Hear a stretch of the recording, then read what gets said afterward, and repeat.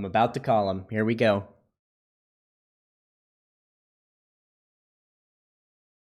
Ready. Hello, can you hear me? Oh, I don't. Here, type in the chat. Oh, I hear you. Yo, Hey, what's up? what's going on, man? Can you hear me now? Here, type in the chat. I hear a bit of echo. Do you have the stream on? I do. I'm taking it off right now. Okay, cool. Alrighty. Yeah, I'm doing pretty good. I actually had a question for you. You live in LA, right? Yeah, typically. I mean, basically, that's what I tell people. Like people who are outside of LA, it's easier for me to just say, yeah, LA. I mean, Long Beach, I guess. We're like, I guess we are like, I guess a part of the whole LA County, but we don't really consider ourselves a part of Los Angeles. It's like Miami and Florida. Yeah, I actually used to live in Miami, and I just a few months ago moved to Palm Springs, so I'm pretty close to LA myself. Oh, nice, nice, nice. Oh, you're in Palm Springs. Yeah, it's nice. It's really nice here. Yeah, I know. I haven't had a chance to go out there yet, but my friends are going like all the time. Yeah, it's really nice in Palm Springs. Yeah, I haven't had a chance to go to LA yet. I've only lived here for a few months, and I've just been busy with work. But yeah, you should come to Palm Springs. It's very nice here. There's a lot to do. I think like twice a year when there's not fires going around, they have this big beach like pool party at this hotel called the Saguaro. Like a lot of celebrities go there whenever they have that big party. Nice, nice, nice. Yeah. Okay. So, what was your reason for moving over here? Oh, I just don't like Florida. It's awful, high humidity, the high humidity, the Yeah. things are cheap. People are crazy in Florida. There's just not a lot of reasons to go there and way more reasons to be here. Yeah. More business opportunities, being a streamer and whatnot also. And Uh, also my girlfriend lives here, so yeah. oh, cute. Well, no, that's. I mean, to each his own. To each his own. Because me, I absolutely hate LA. It's so superficial. It's like it's very very crowded. Driving is terrible. If you live mid city, though, that's only if you live mid city. But I don't know. I don't know. It's like romanticized to live in like LA. Everybody wants to come here to follow their dreams, but it's like if you're working from YouTube or anything like on social media, I feel like you can do that wherever you are. But it's different depending on what type of route you want to take. That's just my opinion. Yeah, I've heard a lot of complaints about LA, and from what I've seen, a lot of them are very true. The traffic is awful. Obviously, the pollution, like the air quality, is terrible. And I heard there's like big issues with like the streets having like a lot of garbage in them, and there's a rat problem, and there's also a homelessness problem. I Oh, actually covered a Yeah, and I that's a big issue. I actually covered a video about it yesterday, and my genius suggestion is that they do what they did in Dallas, and they pay the homeless people like a decent amount of money, or like give them a place to live in exchange for this to clean up the trash. That deals with the rat problem, and it's like it fixes two problems at once. It fixes the crime, fixes the homelessness, fixes the trash and rat problem. right, right. Genius. Yeah, yeah. I don't know. It's one big clusterfuck. Especially if you have a chance when you're ever in LA, you should probably visit Skid Row. That's probably like Mm. the biggest, like the huge, like in LA. That's like the most biggest homeless street that we have. Like it's literally a street of homeless people. Like it's terrible. And like in LA, like it's so random. Like you'll be driving and then you'll be in one place and it'll be like a whole group of homeless people, and then you'll make a left turn and there'll be like all these nice ass houses, and there's just like the suburbs. It's like the most random, most ridiculous thing ever. Like it's crazy. Yeah, I'm excited to see it for myself. I'll probably have to take a look at Skid Row because I hear about it all the time, and I hear a lot of people also say that they'll like take pictures of Skid Row and say this is what LA is like now, and I'm like, okay, LA's got problems. I know it does, but it's not all that. Yeah. But yeah.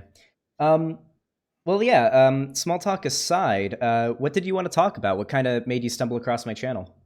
Oh man, I was it's funny because a while ago I was looking up old videos of mine. Not to be like narcissistic, but like I'm the type of person where like I don't watch my videos.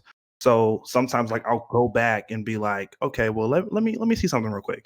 But I typed in my name and then I was scrolling down past the reacts and all that. and all of a sudden I stumble on, is LongBeachGriffy homophobic, or or the first video you made, and I was all like, whoa. And like, honestly, like me, like I've gotten all type of criticism. Like it's been my entire career, you know what I'm saying? Like with the type of content that I have. But I looked at your video and it's like I didn't think anything of it. I was like, okay, well, people have their opinions, it was what it was. So I watched the video and I was like, wow, that's intriguing. I didn't get angry or anything, because like I never really get angry at those kind of things. When it comes to content, it's very it's deftone, so Yeah. some people, and depending on the content that is being conducted or that is being seen, like it's not a problem for people to go look at something and be like, well, this is unsettling. You know what I'm saying? So I understand that dynamic.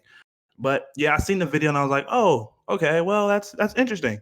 And then there was another one that it just popped up randomly, and I was like, whoa. I was like, whoa. I was like, this guy, I don't think he hates me, but he obviously has, some kind of, he feels a certain way about some of the content that that I make or whatever. I was like, okay, cool. Well, that didn't bother me either. I like when YouTubers have a passion about something. You know what I'm saying? I found your videos very passionate, and like you, I feel like you're very you're very serious about the kind of progressiveness that you're taking. And I'm like, okay, well, this is admirable. I can't get mad at this. This is literally like this is how he views me, but his opinions on it are very very concrete. So I've seen that, and then there was another one I seen, and I was like, oh wow, okay, well, I think it would be cool, to have a discussion, just about like everything, because I'm one to never explain my videos. I'm never one to ever explain my videos. Like I'll make a video, I'll put an underlining message, and I'll just throw it out there. I'll probably watch my videos like 3 times and just like let it be up, and whatever people think about is what they think about it. But I mean, I felt it's cool, since I'm starting a podcast, to get on here and just talk about like, some of the things that how you feel about it, and just have like a discussion based on that. I love that. I appreciate what you said about my videos. Yeah, I am pretty passionate about what I do. I certainly can get pretty hyperbolic when I talk about things, but Yeah. I guess I'll give you a little bit of background on my familiarity with you. I've been watching you since when did you do the video about hell? Like, oh yeah, we got a lot of bitches in hell. Heaven Oh, yeah, sucks. yeah, yeah. When you go to hell and realize it's not that bad. Yeah, that one. That's the first video I ever saw from you, and I think it was pretty new back then. So I've watched you for a while, and I would usually like if I saw one of your videos pop up, since they're pretty short, I would watch like 5 or 6 of them in a row.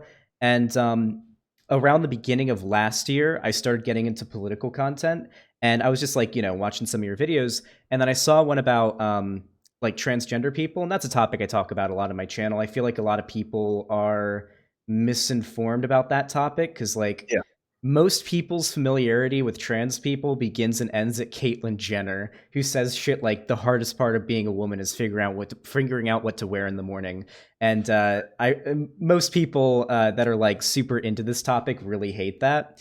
Um, but yeah, I ended up watching it, and I was like, certainly a lot of this is like satire and jokes and whatnot. But something that I've noticed about a lot of your videos is, while it is sort of a comedic, like hyperbolic representation of what you believe, or like just for entertainment, there's always sort of an underlying message, right? Like there is a point to get across. So I wanted to talk about that underlying point.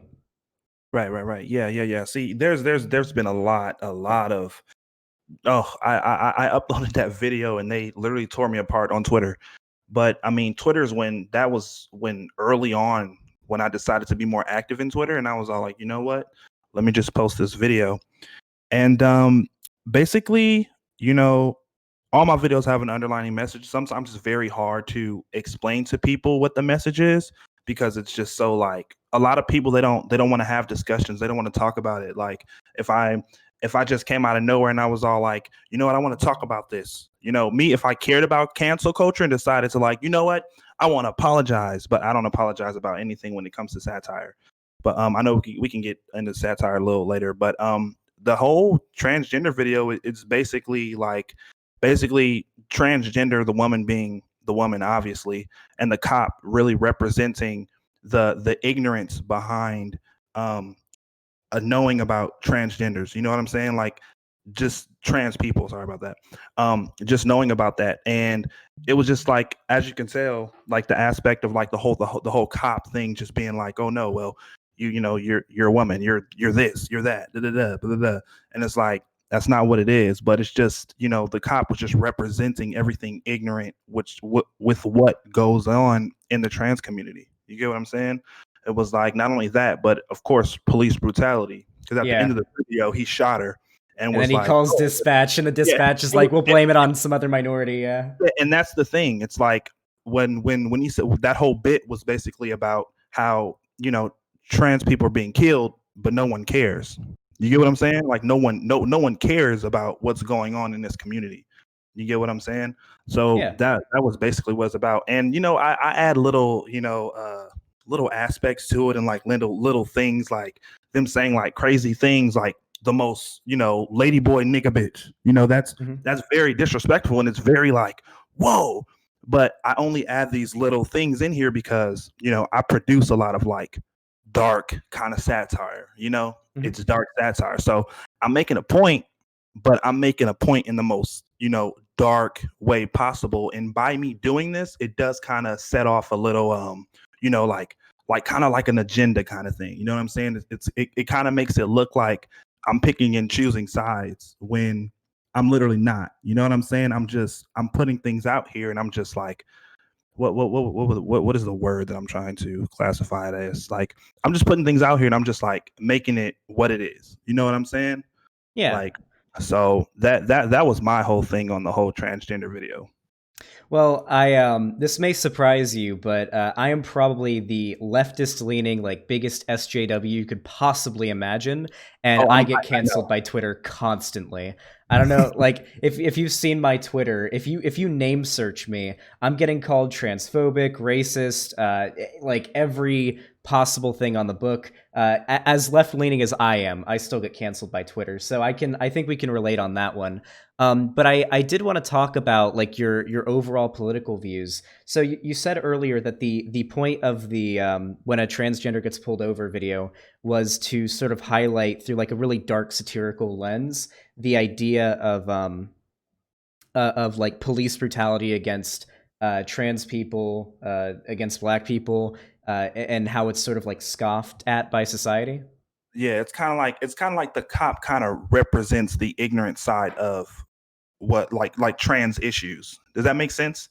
It's Yeah, like it's like if I'm having a conversation with somebody and I'm like, oh no, I believe that a trans woman is a woman, and someone's like, no, not scientifically. Da, da, da, da. So they represent that side of society. You get what I'm saying? Like just yeah. the hard on like da, da, da, da, blah, blah, blah.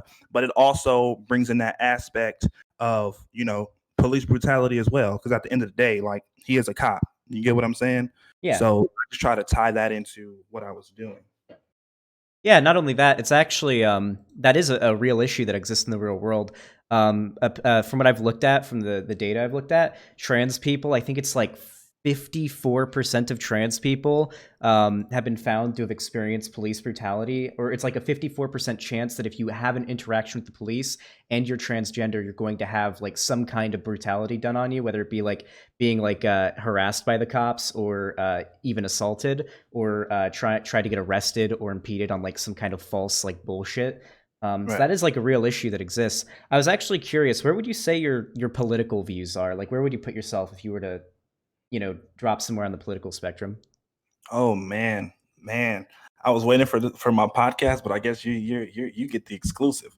I'm actually very neutral, as surprising as that seems. When it comes to like social issues that that I care about, they're not really. Sometimes they're a little bit to the right, and sometimes I lean a little bit to the left. But for the most part, I'm leaning to the left on a lot of things. But I'm like right in the middle of the spectrum. I'm just like I try to see. I'm a huge critical thinker, huge critical thinker. So I'm just like I'm all about like figuring things out on my own and then making my own you know interpretation of things. You get me? Sure. Yeah, I can respect the idea of being kind of like a free thinker type. Are you aware of a YouTuber named Hunter Avalone? No, not Oh, okay. So he was like I think he has about 600,000 subscribers. He was a conservative political YouTuber. And he got really big. And about a year ago, a friend of mine, Vosh, who you should definitely check out. He's hilarious and does content similar to mine, but I would say a lot funnier than me. Um, he ended up debating, like having a real big debate with Hunter Avalone, and Hunter Avalone ended up changing his mind on a lot of issues, and he's sort of moved from being like a conservative content creator to being like he calls himself a free thinker, right? So he's got some conservative beliefs, but he also has some progressive ones, and he calls out bullshit where he sees it. So if he sees like a really transphobic take, he'll call that out. But if he sees some like pop feminism, Yas Queen, more female drone pilots type take, he'll call that out too. right. So would you say that's kind of where you are? That I feel like that's exactly where I'm at, where I am. I'm not like leaning more over to one than the other. It's literally like smack dab in the middle, like exactly how you just explained it. Okay. Well, I guess just to sort of like highlight like where we agree and disagree on some issues, because I think it would be fun. And towards the end, we can, if you want, I can like ask chat if they have any questions for you, and if you want to answer them, you can, if that's cool with you. Oh no, definitely, I'm down, man. Okay. So, where do you want to start? I guess we can start with like current events. If you don't want to answer any of these because of like controversy, because you're like a really big YouTuber, then feel free to let me know. I don't, dude. I do not care. I do not care. I love it. Okay. Where would you say you are right now with the election? With the election. I hope this doesn't trigger you, but I'm not voting. Um, I'm kind of I wouldn't say I'm like a conspiracy theorist, but my views on like politics, I'm not huge with like politics, but I know for one thing, I know there's this whole narrative, and I'm not into like I said, I'm not too into politics. There's this whole narrative where, well, Trump is destroying the country, so, Biden, he's not a good candidate either, but we'll vote for Biden. Me, when it comes to politics, I feel like when it comes to Trump, it's literally all about money. It's obviously we live in what one of the greediest countries in the world. Um, it's all about money, I feel. And, Trump, I feel like he's going to get reelected for that reason, because there's like he's been in the media every single day, like literally every single day. I don't know a president who's been talked about literally every single day more than Trump. He just brings like all this controversy, and he's in every like news outlet, and there's always something different about him, and that makes money. You know what I'm saying? That makes money. So I feel like the I feel like Trump is going to get a second term because of that alone. You get what I'm saying? I Um, don't. Yeah, I'm a leftist. I'm not a liberal. I don't know if a lot of people don't know that there's a distinction there. They'll use leftist and liberal interchangeably. Um, Right. so, in my view, and Biden is a liberal. A liberal is somebody who is inherently economically conservative on most issues. Maybe they're in favor of social safety nets and whatnot, which Biden is. But Right. and on most social issues, they're pretty left leaning. But for the most part, they are economically right leaning. So it is all about money. I am very anti establishment. I don't like the Democratic Party. I definitely don't like the Republican Party for not only the same reasons as the Democrat Party, but more. But I do think, and I've had a lot of people in my community that really hate Biden as well. A lot of us were really big on Bernie during the primaries, and they are just so burned out on politics right now, or at least electoralism, they don't even want to cast their vote. But in our view, within my community, um, Trump is doing a lot of really bad shit. Right now, his administration is making an effort to overturn the federal legalization of gay marriage. Pretty bad. Trump denies the existence of climate change. He's constantly raised doubts about the severity of the coronavirus. Then Right. he got coronavirus, and then he went to the best hospital in the country and got the best experimental medicine that taxpayer money can buy. And I could go on for hours about the shit that Trump has done. And while Biden's certainly not perfect, and I could go on for a while longer about how terrible he is, In my Right. view, he is certainly the lesser of two evils, and actual legitimate political change is probably going to be better to do under Biden than it is going to be under Trump. That's my view.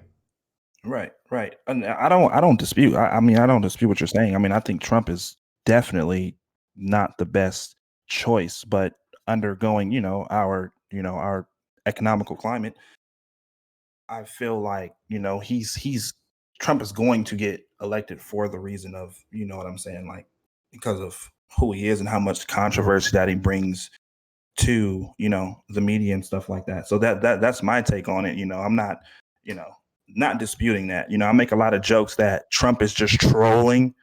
Some things make me believe that, but other things he does, I'm kind of like, well, he gotta chill. He gotta chill. That's Mhm. just me.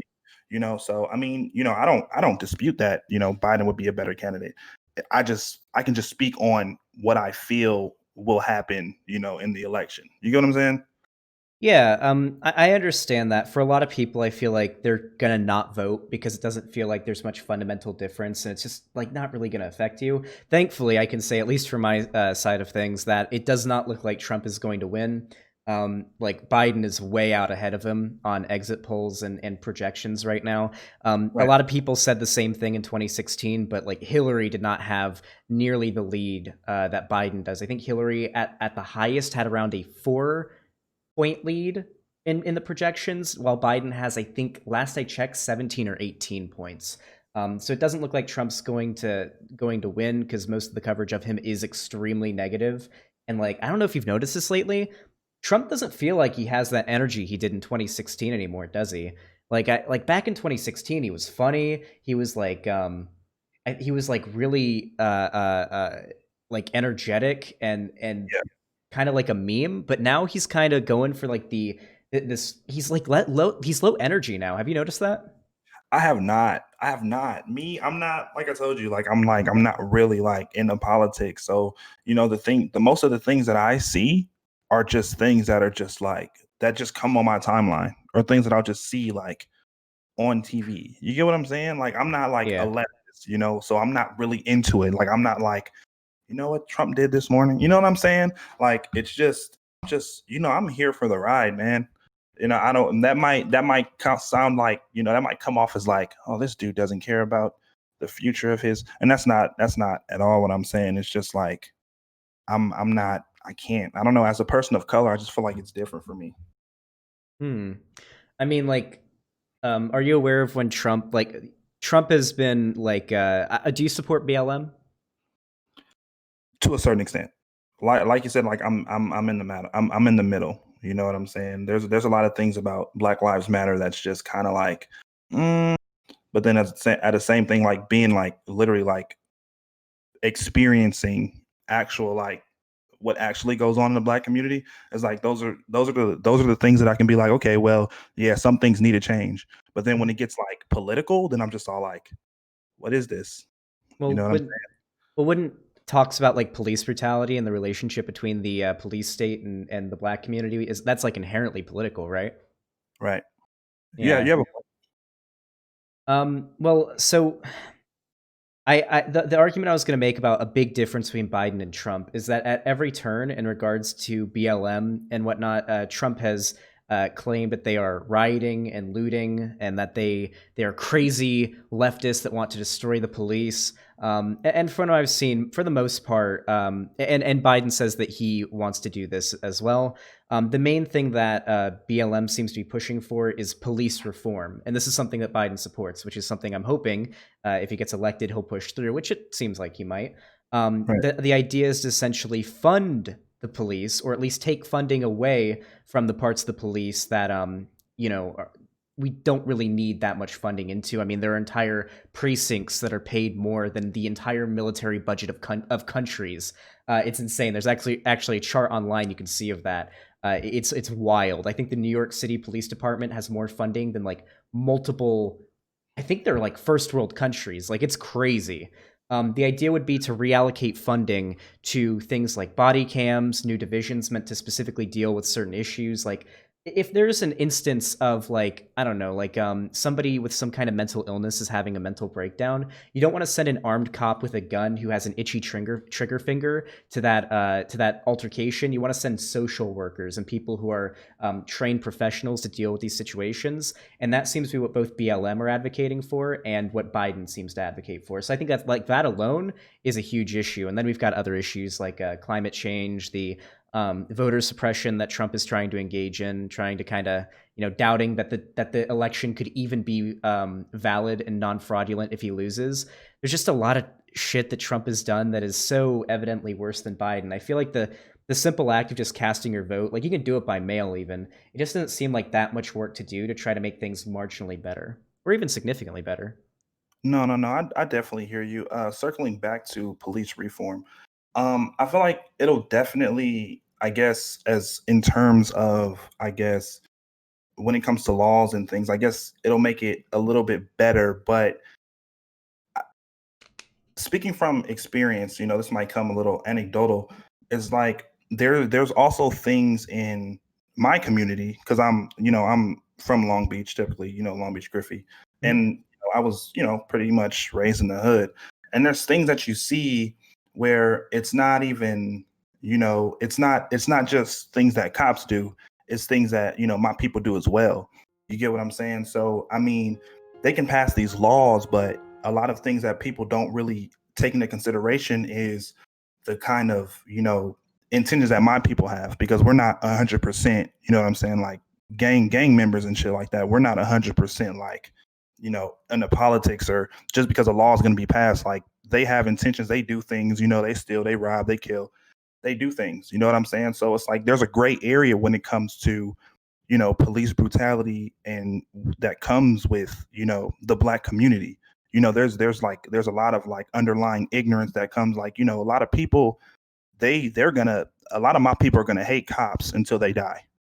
A lot of Um, my yeah. friends are, you know what I'm saying? So there's a lot of things in the black community, like just because a law is gonna pass, not gonna be like, oh well, we're not gonna stop, doing this or doing that or whatever. It's like it's this gray area where cops, they're gonna feel a certain way about someone doing a crime, or the person doing a crime is gonna feel a certain way about police, and there's always gonna be this thing in the middle where it's like, because there's hundreds and thousands of police brutality stories that aren't even covered online.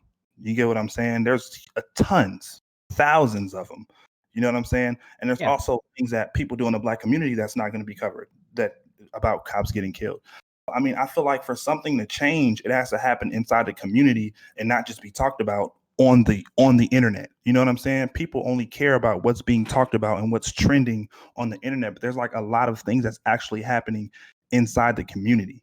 You know what I'm saying? So I feel like it's a Yeah. community thing. You get what I'm Well, saying? Like police yeah. reform, that'd be dope. That'd be cool. Let's Mhm. let's work on trying to change, you know, how certain police act towards you know the black community, or minorities period. Let me just stop saying black, minorities period. Mhm. you know it- that's cool, but then I feel like for me, just me, there's a lot of things that needs to be implemented into our own communities, into my community. You feel me? Yeah, absolutely. I actually talk about this a lot on my stream, and I'm glad you brought it up because it's a very, very interesting issue, and it's what I'm very passionate about.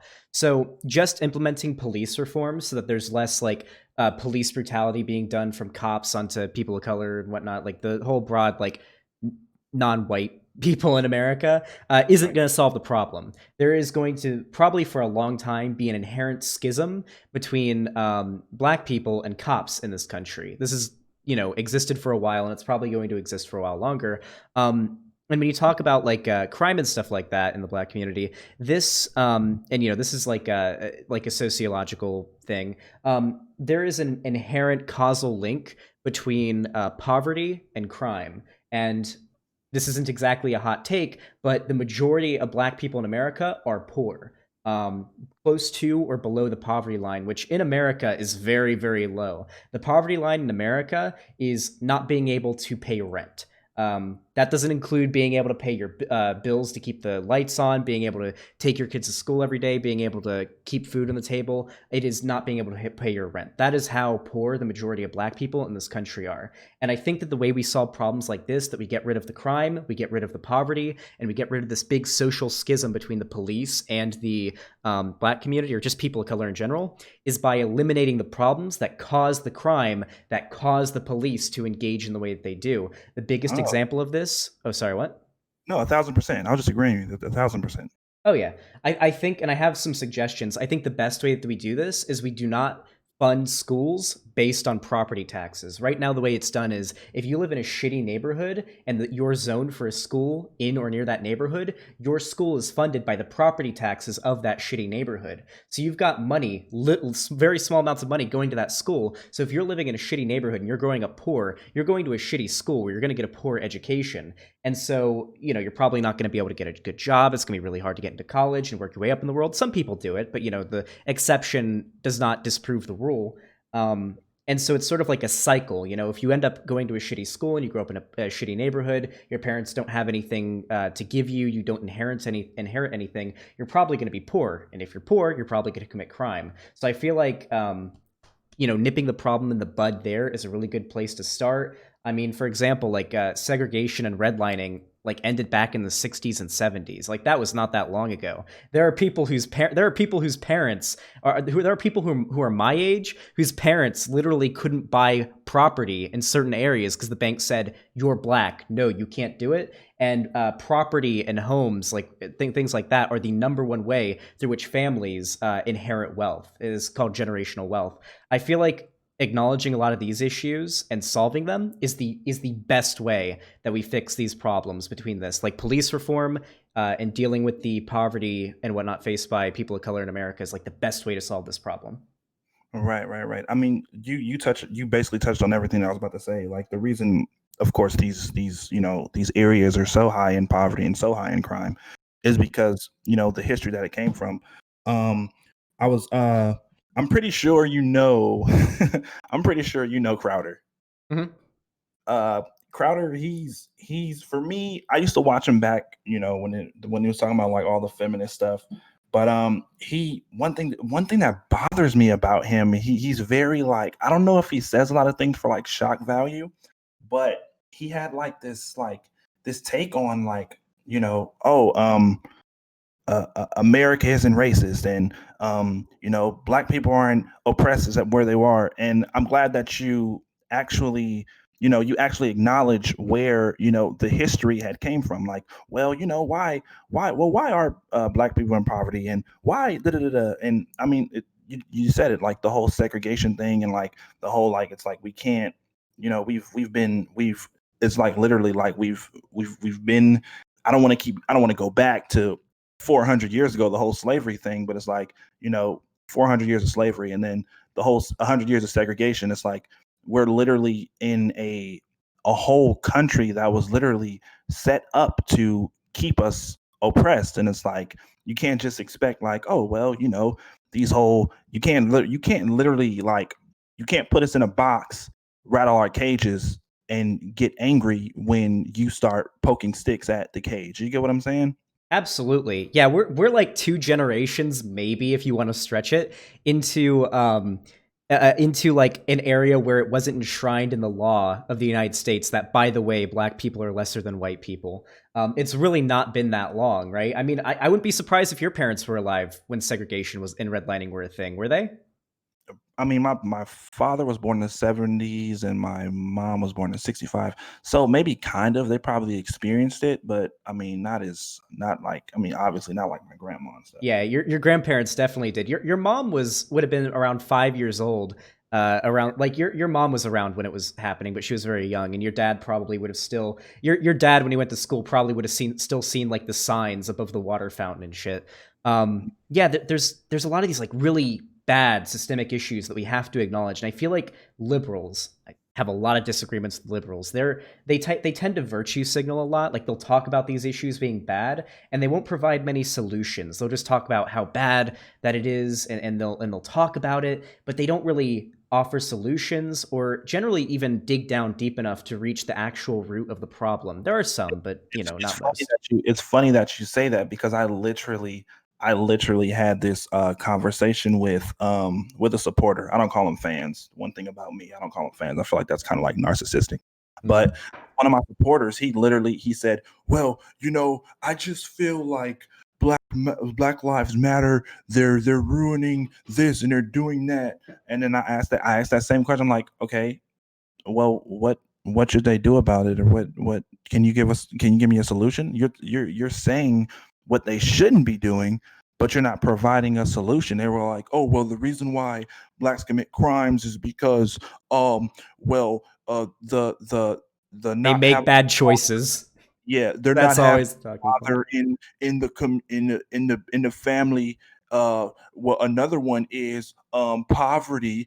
But it's like you're naming all of these. You're naming things. You're literally taking a narrative that you've seen on the internet and you're trying to apply it with no experience. You know what I'm saying? Like a lot of people, they never lived like they've never been like in certain situations like in poverty. They never done this, so they don't know what it's like. And for someone to like, I feel like it's kind of like demeaning for someone to just come out of nowhere and be like, they need to stop doing this, but not providing any solutions at all. You get what I'm saying? That's what Crowder tends to do as well, and we can get into Crowder in a minute because I can go on about him for a while. But there's so many issues, even like the fatherless homes thing. A good way to deal with that is ending the drug war. That's a big one. Like, why the fuck should marijuana be illegal? Like, it's legal in a ton of states at this point. It has been definitively proven. It provides no negative effects to your health. Like, there are so many like basically innocent black people that are in prison or jail right now for possession of marijuana. I mean, what do you expect to happen to like a black home when the dad gets arrested for carrying around like a half a gram of weed or like a gram of weed or something? Like what do you expect from that? Right. Yeah, you have to provide like legitimate solutions, and I feel like a lot of people, particularly on the right, are typically really hesitant to do that. They'll list a bunch of problems, they'll list all the problems, but then they provide no solutions. They leave it up to you to either not care about any solutions and just list the problems or find some other solution. And generally, this is from someone who's further right that says something like, I don't know if you've heard of like race realists. They'll say, oh, yeah, black people are genetically predisposed to committing more crime. We got to get rid of them. And I've seen a lot of people go from like watching Crowder to watching people who say shit like that. Yeah, that's literally disgusting. I don't know. Crowder, I used to. I'm not like a. I mean, obviously, I'm not like a sensitive person, but like I just feel like his views on like the black community, or a lot of people views on the black community that haven't like really experienced that kind of like that kind of that thing. It's like a lot of what they say can come off as very ignorant. It's like Mhm. of course you have your statistics, and of course you have this, but it's like I feel like experience is one of the things that you really need. You know what I'm saying? For me, well, that's just how I feel. You know, I Yeah. expect people for their opinions and how strong that they feel about them, but sometimes it can just kind of come off as like, okay, what are you talking about, sir? You need to stop. You need to relax.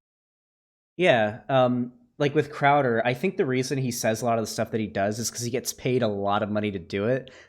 He's actually paid. He's on this thing owned by Glenn Beck and Mark Levin, called Blaze Media, Blaze TV or whatever. And he's funded by like literal billionaires. I think he's funded by Kerry Katz. He's like this investor guy. He makes a shit ton of money. A lot of these like really right wing kind of demagogue figures are funded by legit billionaires to repeat the same talking points over and over again. And then they do the thing that we talked about earlier. They'll list a bunch of problems and never provide any solutions because it's not in their payroll to provide solutions. Not that they would even want to, I don't think, to begin with, but still. Yeah, I don't know, man. It's I don't know. It makes my head hurt sometimes. That's why I try not to. I try not to like dig too deep into politics because it'll be like, oh, it'll make my head hurt. It Oh, sucks the joy out of your life. It yeah, does. yeah, That's exactly. that's why like and I stream basically every single day and I upload every day. Usually they're like clips from my stream.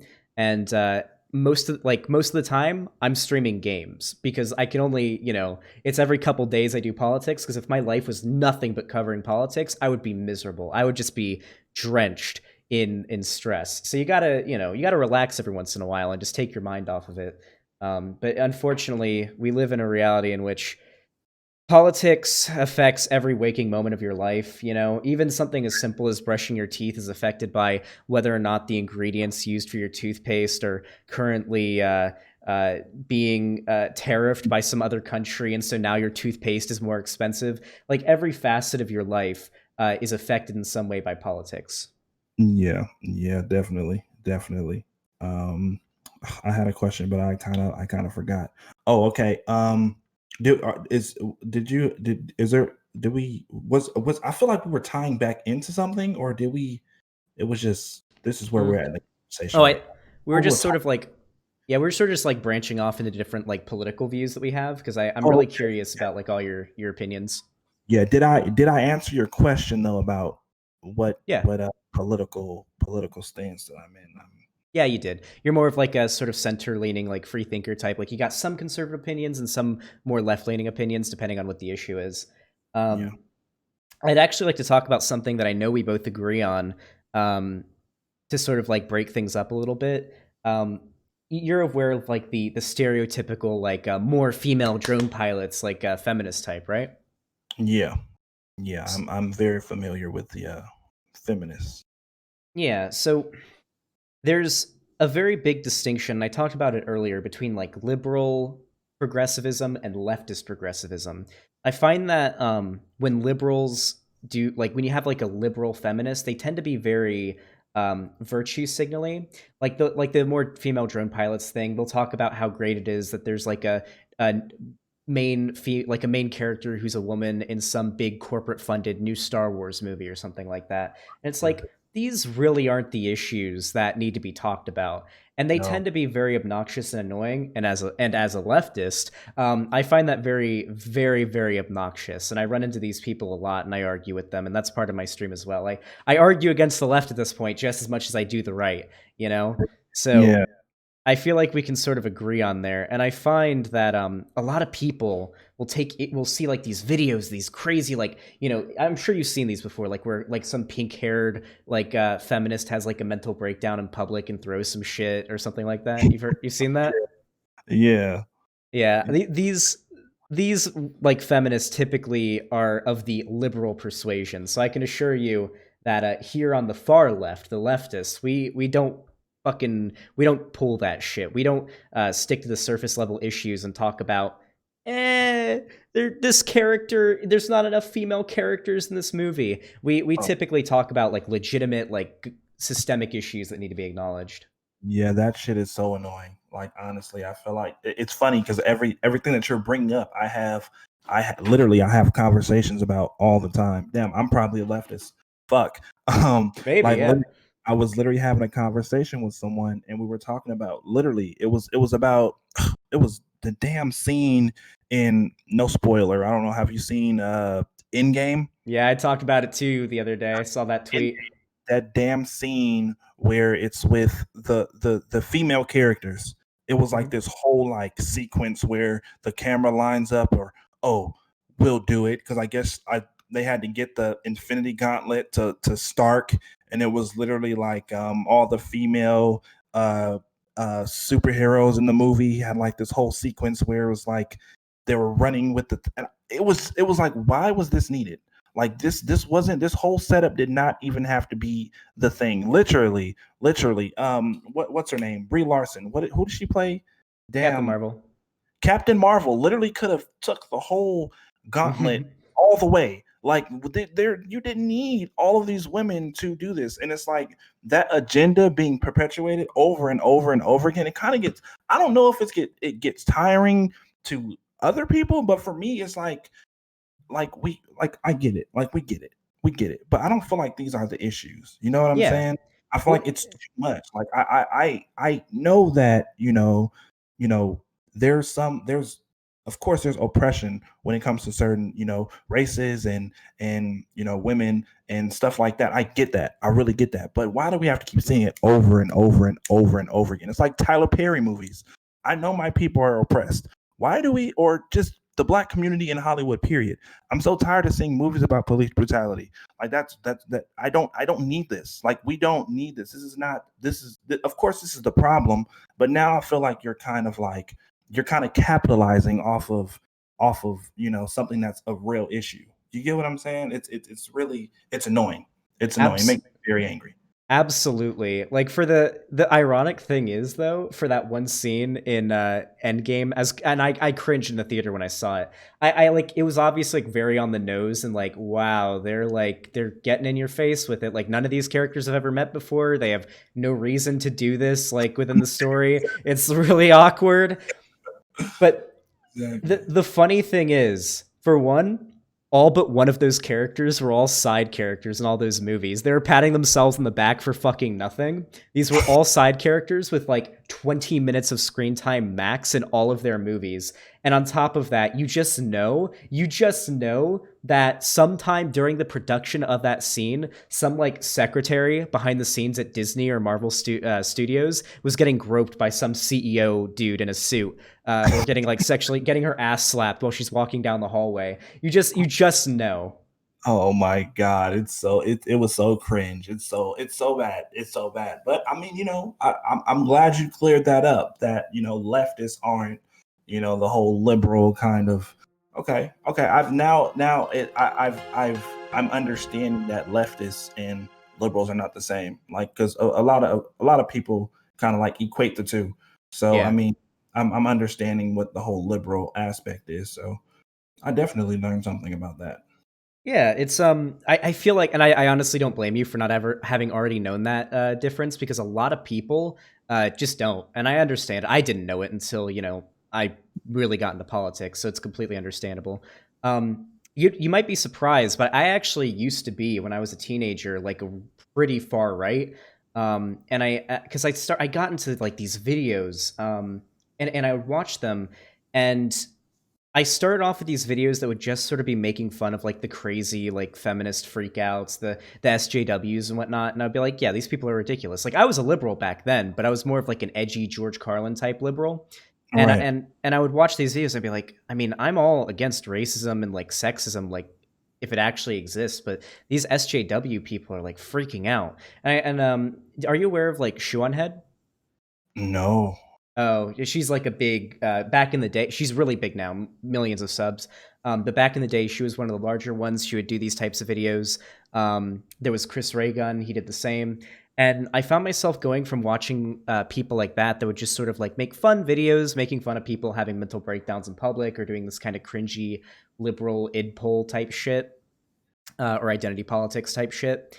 And then I found myself through like the YouTube algorithm and collaborations and recommendations watching literal white nationalist channels, because there's this broad appeal, right? Like, if you're into like the SJW owned compilation number 426, then you're probably going to find yourself through the YouTube algorithm watching like literal white nationalists. And it was like in the course of 6 months, I was this like impressionable 16-year-old, going from watching like funny videos to, by the way, brown people are coming into our country and they're breeding with white people. The white population in our country is going down. We need to obtain a hegemonic white culture in America and all Western countries. If we are to prevail, we must go back to our classical white roots. It's like, holy shit. Yeah. And I eventually got out of that sort of thing, but it all started with this like really basic common narrative that I would hear about, like, these SJWs are going too far. And nowadays, as I'm a leftist, I find myself realizing, like, yeah, but those SJWs are like liberal pop feminist types, right? They're annoying. Their heart's in the right place, but they're annoying. But at the end of the day, there is a problem there, but they're not acknowledging it the right way. That's the most cringy thing about it to me. That like the SJW types, as I would have called them back in the day, acknowledge that there's an issue, but they don't know what the solution is, and they don't provide solutions. And that's what I try to do as a leftist. Yeah, yeah, yeah. That's that whole Twitter mindset. It's like, They're like you just said, definitely.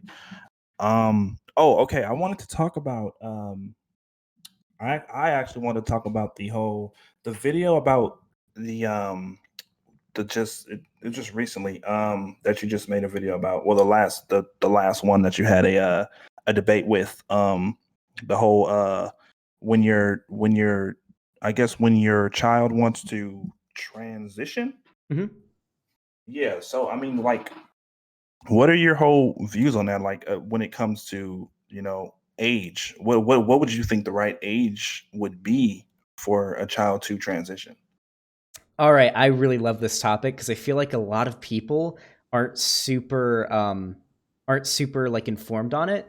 So when you hear the terms like transitioning a child, like it sounds fucked up. Like why would you take like a kid who probably doesn't even know what they are yet, and then like put them through an unchangeable procedure? That's generally what people think of when they hear transitioning kids.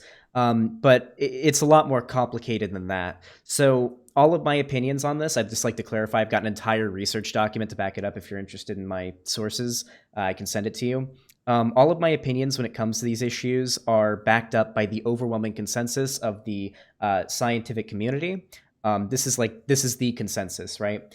Right, Um, for the most part, they all agree on this. So, most trans people experience something called gender dysphoria, and this is essentially a deep discomfort with the gender you were assigned at birth, which basically means like you got taken out of your mom's vagina, and the doctor looked at you and said, "Oh, that's a wiener. You're a boy," and that basically dictates how you're going to be raised. Like when the doctor tells your parents, "Yep, it's a boy," you're going to get raised a certain way, you know, and right, it actually turns out, and this has been found through a lot of research, children recognize gender at a very, very young age. It's very much like sexuality. Like when you're in like kindergarten or first grade, even, you might have a crush on like a classmate or on like a hot teacher or whatever. And it's similar with gender because gender is different from biological sex. It's gender is more so refers to the set of traits and behaviors associated with like a certain sex. So like dudes tend to be more masculine. They tend to have facial hair. They grow it out, dress a certain way, act a certain way, so on. Women tend to dress and act a certain way. Many of these things are taught by society. They're ingrained into you. But this is just typically how they act, and there's nothing biological about it, right? There's nothing biological about why men wear suits to weddings and women wear dresses or skirts. While right, biological sex refers to the more physical features, such as like your organs and whatnot, your like dick, pussy, muscles, bone density, structure of your muscle structure, all those things, right? right. Now, when it comes to transitioning children, it is very common for trans people to have experienced gender dysphoria from a very young age. And this can be detected and acknowledged by medical professionals even when they're like young kids. So when they talk about transitioning children, what they're usually talking about is the gender transition. Like if the kid wants to wear dresses, be called she, her, and just behave a certain way, you let them do it. There would obviously be no like hormones given to them or like surgeries done on them, nothing like that. Now, a lot of people get confused because sometimes kids are put on hormone blockers. Hold on, did my computer freeze? Are we good? Oh no, we're good. Sorry, I thought my computer froze. No, you're good. Um, yeah, a lot of kids may be put on hormone blockers, which are different from hormones. It's, by the way, I should clarify. Social transitioning is the appropriate term for like transitioning kids. If they're older and a medical professional has advised it, they may be put on hormone blockers, which all they do, and this is backed up by science once again, is it's basically a medicine that a kid can take that will stunt puberty temporarily. As soon as they're taken off of it, they would go whoop back to where they would have been. It's like there's no harmful effects. I think it's been found that the best comparison I've heard is there are no more harmful side effects to putting a child on hormone blockers than there are to giving them ear infection medication. That's how safe it seems to be. And the Right, idea behind it is like if you're transgender and you feel dysphoria at a young age and then you go through like the wrong puberty, it's going to be a lot harder for you to transition when you're older because you've gone through that puberty. But kids are like pretty you like if a kid is young enough, you can't really tell the difference if they're like a boy or a girl because they just look at them, right? They don't have fucking they're like you can't really tell. So the idea is that if a medical professional is pretty damn sure this kid is transgender, they'll let them socially transition, they'll put them on hormone blockers, and it basically stunts their puberty until they're old enough to decide whether or not, or whether it's like safe to decide whether or not they're really transgender. And then like around, usually it's like 15, around the time when you're like old enough to know these things, like you're a teenager, like an older end of being a teenager. Then if they decide, oh wait, I'm not actually transgender, it was just a phase, I was, just a kid, you can take them off the hormone blockers, and within like a very short amount of time, they would be where they would have been. They'll just go whoop right back up. But in the chances that they are actually transgender and that they're like, nope, I'm transgender, they can be put on real hormones like estrogen or testosterone, and then boom, they can transition when they're older. That's all people mean when they talk about kids transitioning. Yeah, yeah, yeah. No, no, no. I mean, I get that. So you think the right age would probably be 15, 16? Yeah, probably. Obviously, it's with like the discretion of a medical professional. It's like on a case by case basis. I would recommend like a psychologist, at doctors, things like that, to do like the recommendation of when and where and how they should transition. But Right. generally, I think like as a broad statement, like when you're probably old enough to know at around 15 or 16. Yeah, yeah, yeah. No, and I totally agree. I don't have any I'm not. Oh, for the record, um, just a little, yeah. FYI, I am not transphobic. I do not have any malicious intent towards any trans people. I um I totally agree. I think 16 and 15. I think, like you said, socially transitioning, getting them, ready, or you know, um, getting them, I guess, put them in the best position possible to, be their best selves is actually is something that I agree with 1,000%. I'm all about I'm literally all about being yourself. I think it's good if you see signs of, your child, wanting to be, I guess, the opposite sex. I feel like it is very important to take, measures to make put them in the best position to, transition. Yeah, and I think most people agree with that once they've heard like how it's generally done. But I feel like so many people are just like don't know all that, because it's like who goes out of their way to learn that unless they're really interested in it? Like for me, it's my job; I have to know it. But like I honestly don't blame you for not knowing this, because most people don't.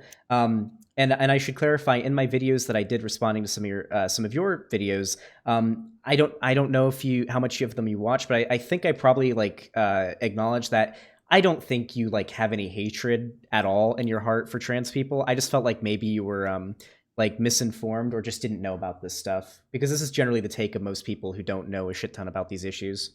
No, honestly, to let you know, well, just to be honest, I'm very informed enough. I don't like to make videos where I don't have some type of knowledge on the topic. So, just making these videos, like, of course, they're going to be dark. Some things are going to come off as, well, that's not really. But when it comes to satire, it's like, if it's 100%, if it's 100% accurate all the time, there's some aspects that take away from the content. You get what I'm saying? Yeah. And I think that's really valid. I enjoy satire a lot. I'm actually known for my kind of like really edgy personality, despite being a leftist. I get real hyperbolic and everything. The problem when it comes to satire, and this can be avoided pretty easily. I know there are plenty of comedians that engage in satire that don't really put off like the wrong message, because it's easy for a lot of people to interpret satire the wrong way. I think this is called Poe's law, like the idea that it's a joke until people start taking it seriously. I remember I remember back in the day there was this satire website online called Christwire. And Christwire was like this fake, like uber Christian fundamentalist website that would write these obviously satirical articles about how like video games are satanic and make kids violent.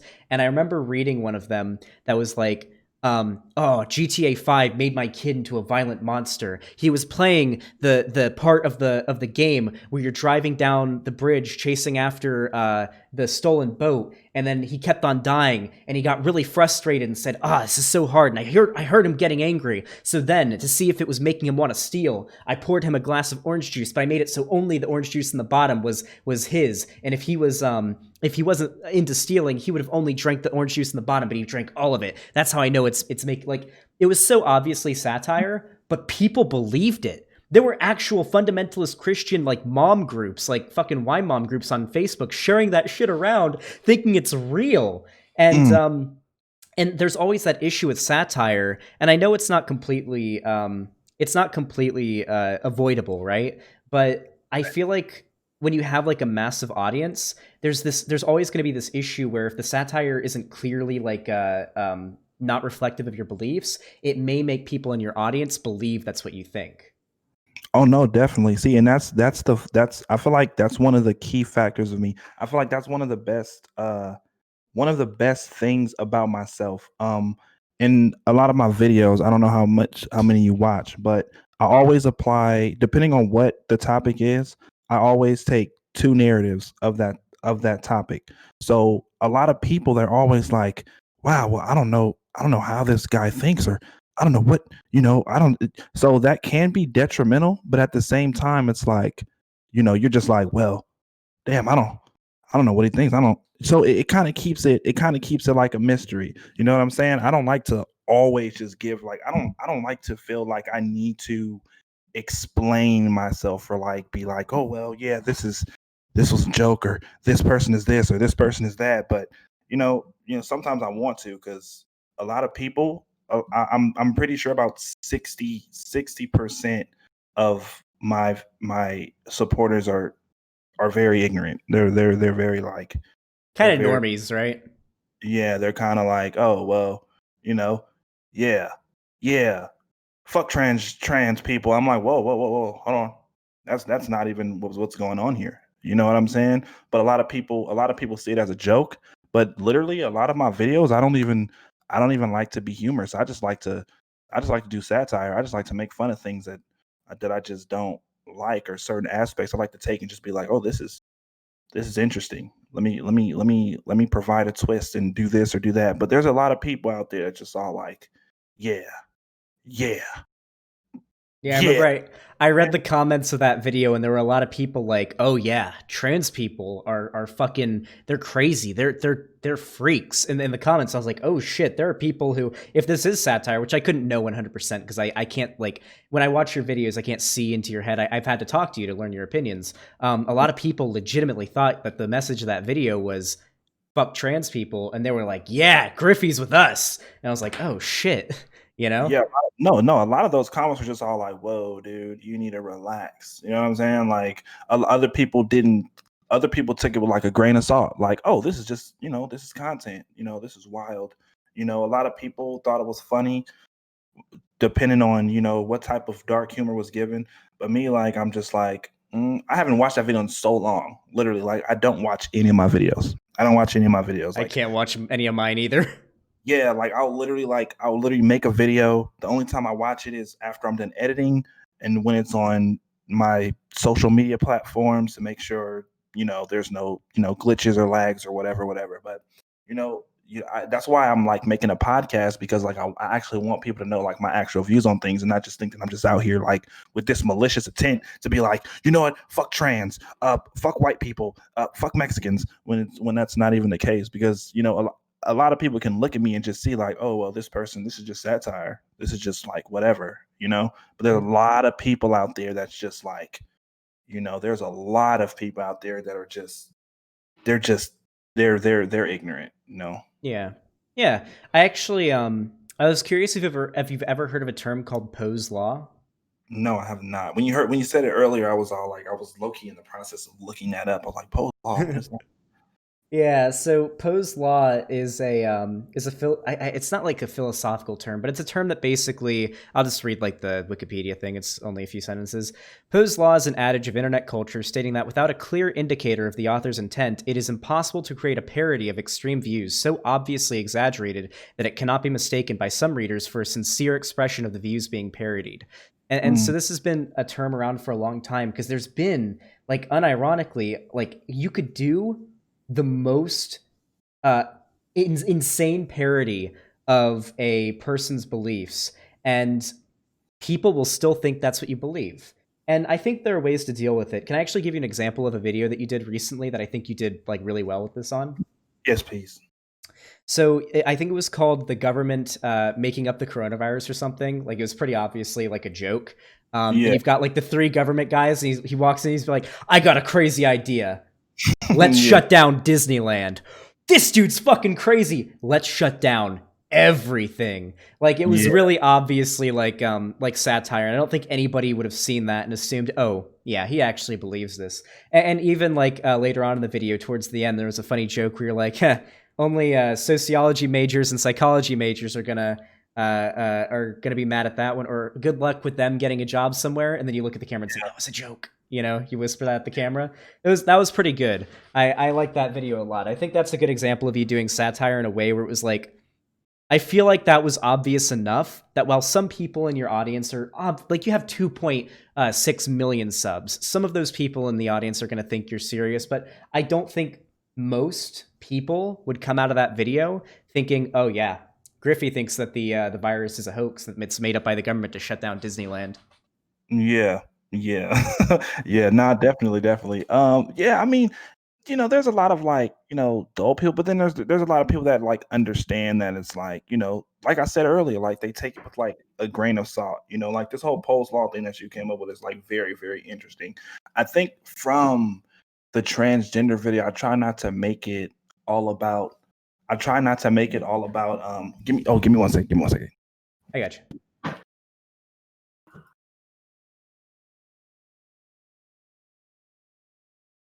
Combo's pretty good so far. My bad. Hold on.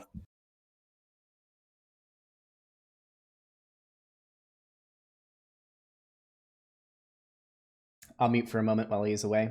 I think this conversation's going very well so far. I'm having a good time. I might sound like I'm having a good time, chat. pain.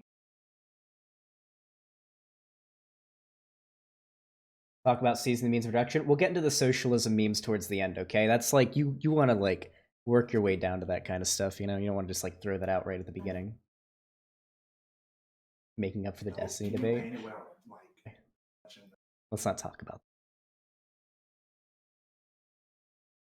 the- Yeah.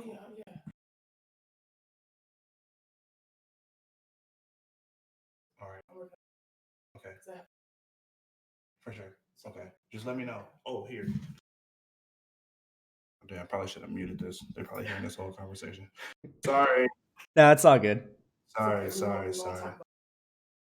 No, he's cool with ass and titties. You're cool with ass and titties, right? I love ass and titties. That's my favorite thing in the world.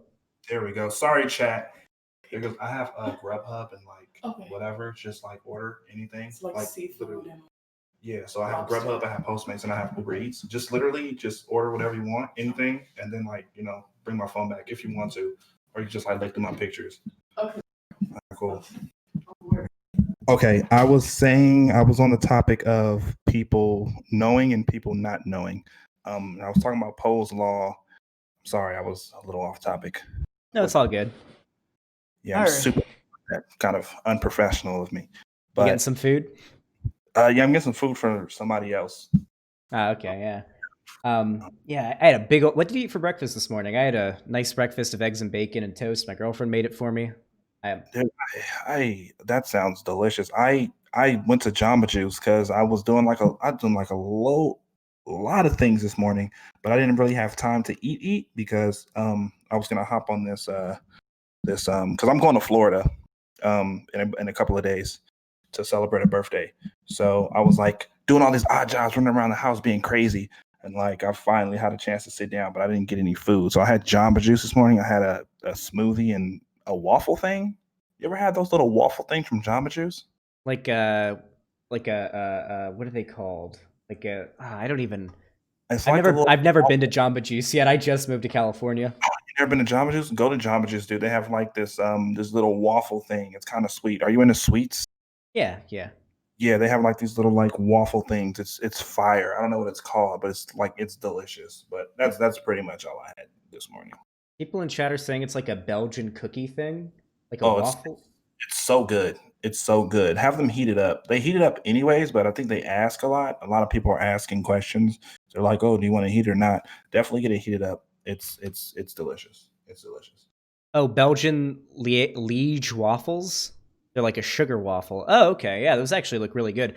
I'll have to go there with my girlfriend. She loves waffles. That's like one of her favorite foods. So I'll have to get some of that. I've only the only California restaurant I've been to yet, or like West Coast restaurant. I don't know if these are outside of California. Is Del Taco. You've been to oh wow, that's a low bar right there. If you Hey, it's want, cheap. I can get like 8 tacos for like don't do that. $8. You know. Don't do that. If you're gonna be on the West Coast, you have to get some authentic Hispanic food, some authentic Mexican food. You have to get some like you have to go to Roscoe's Chicken and Waffles. You have to go to places that you need to go to. Please don't ever. I don't ever want to hear anyone or you say Del Taco ever again. Please. I gotta be honest though. I did have a bad night after last time I ate Del Taco, and I haven't eaten it since then. So, Those are the ones that'll get you. I wish they had a Zaxby's over here. Do you eat Zaxby's? I had Zaxby's once or twice when I lived in Florida. Where in Florida are you gonna be going? I lived in around Tampa, like the north of Tampa, the west coast, middle of Florida. Okay, yeah. I was up pretty much Orlando. That's the only Okay. place I really go when I go to Florida. I know it's like an hour away from Tampa. I was in Tampa for about not even a whole day. I went there. I drove over there to see a friend. Yeah, I grew up in Tampa, so I know that place like the back of my hand.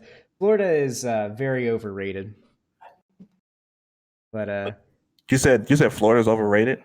yeah, it is. I lived there my whole life. It was like there's parts of it that I'll miss. One thing I'll really miss, alligator. I don't know if you've ever had alligator tail. Like they make them into like the best way to get them is like fried into little like poppers, like breaded. It tastes like spicy chicken poppers. They're amazing. I'll miss that if Alligator I'm ever tail. there. Where do I find that? I need that. Um, Most reliable place is basically any festival. I'm definitely gonna go. I'm definitely gonna go. That sounds so good. That sounds so good. Um, but yeah. We're where are we now? Okay. I guess we can because people in chat were asking me to get your opinion on this because this is one of those opinions that's like a lot of people disagree with this, but I don't feel like they know the arguments. So, are you familiar with like non-binary people? Non-binary, yes. As a joke, I actually put non-binary on my ID. So I legit have non-binary on my ID. Like I can't make this up. Well, hey, listen, even if it's a joke, that's still pretty good. I actually was curious. What is your opinion on non-binary? Do you think there's more than two genders? Um See, this is very very I don't know. I try not to go too deep into it. I don't think about it too much. I don't see gender is see me growing up. Um, my friend hanging around my friend Caroline. We have a lot of debates. We talk about a lot of things, and she told me about maybe like I want to say it was about a year ago. Um, she told me about how um, we talk about this a lot. And me going into my background heritage of I'm Cherokee, so I'm in the whole Native American kind of thing.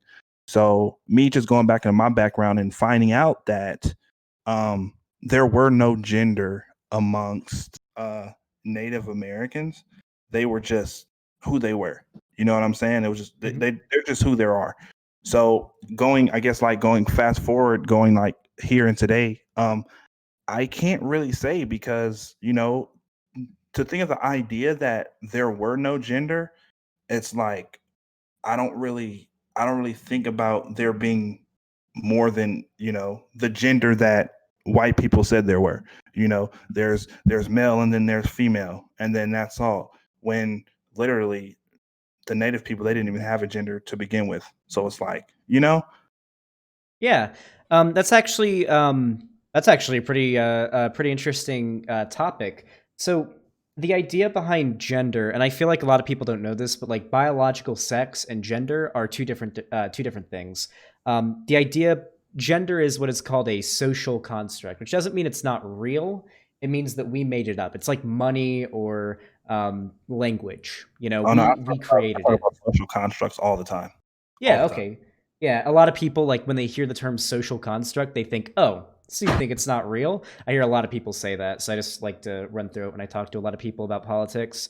Um, so the idea is that since we made up gender, right, we ascribed certain behaviors and phrases and terms to sexes, like and most people they perceive sex as just being dick, vagina, boobs, no boobs, like size, musculature, so on.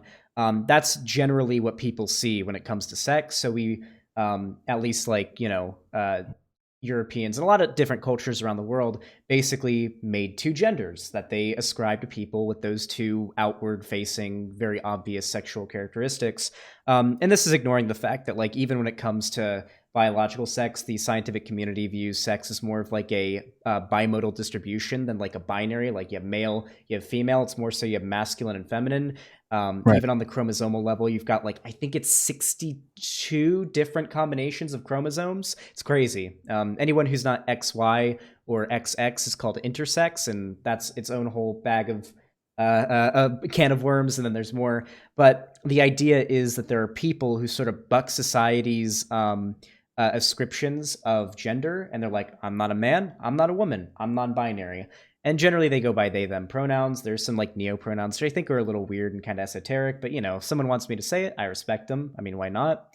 And there are even non-binary people that experience dysphoria, like what you would call binary trans people do, like male to female, male or female to male, who like experience that same kind of like physical psychological dysphoria and feel just like any other trans person would a a desire to match that sort of gender identity.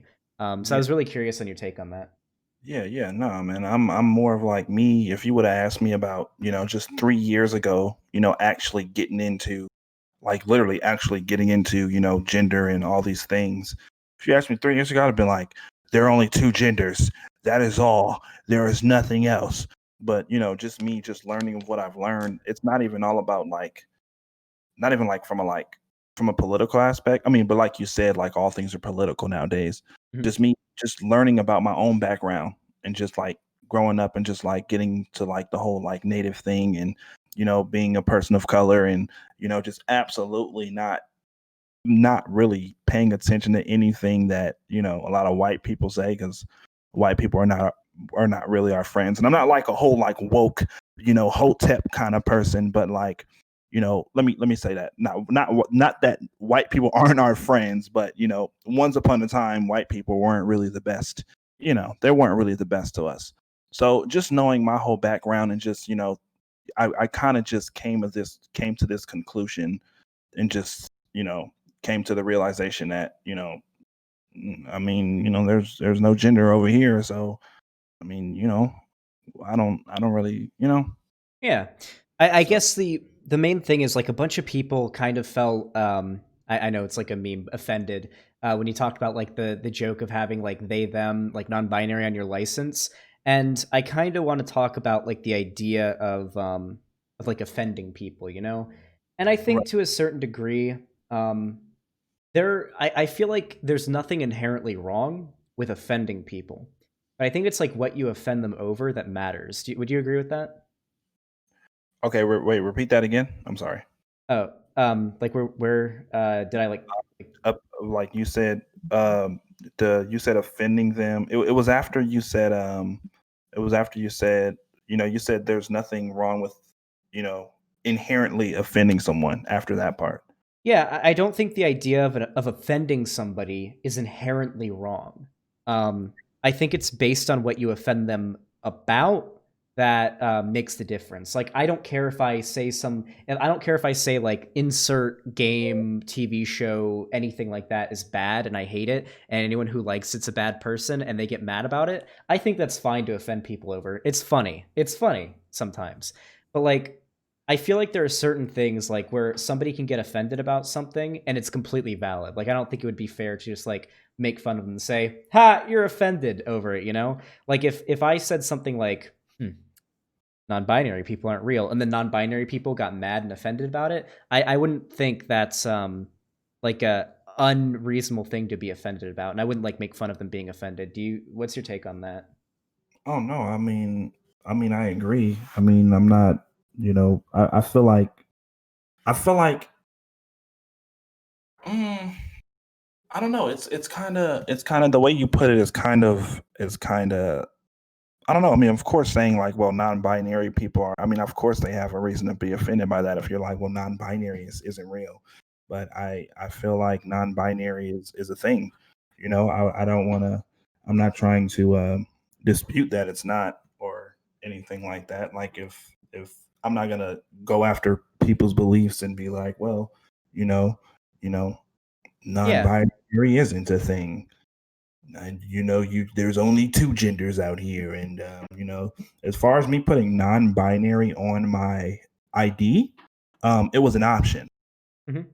So I was like, I'm just gonna go ahead and put this on my ID. It's not like me. I use that. It's kind of like a joke in itself because I use non-binary. I'm a roller skater. I Hmm. roller skate, like that's like my life. Roller skating is literally my life, like quads on four skates. And there's this thing in the roller rink community where they're like, the DJ he'll be like, well, only only it's women's skate, or be it's men's skate. And I'll just hold my ID up and I'll be like, I mean, I'm non-binary, so I should be able to skate both. You know what I'm saying? You That's give me, so that it's is a it's smart way to play the system, I you know guess.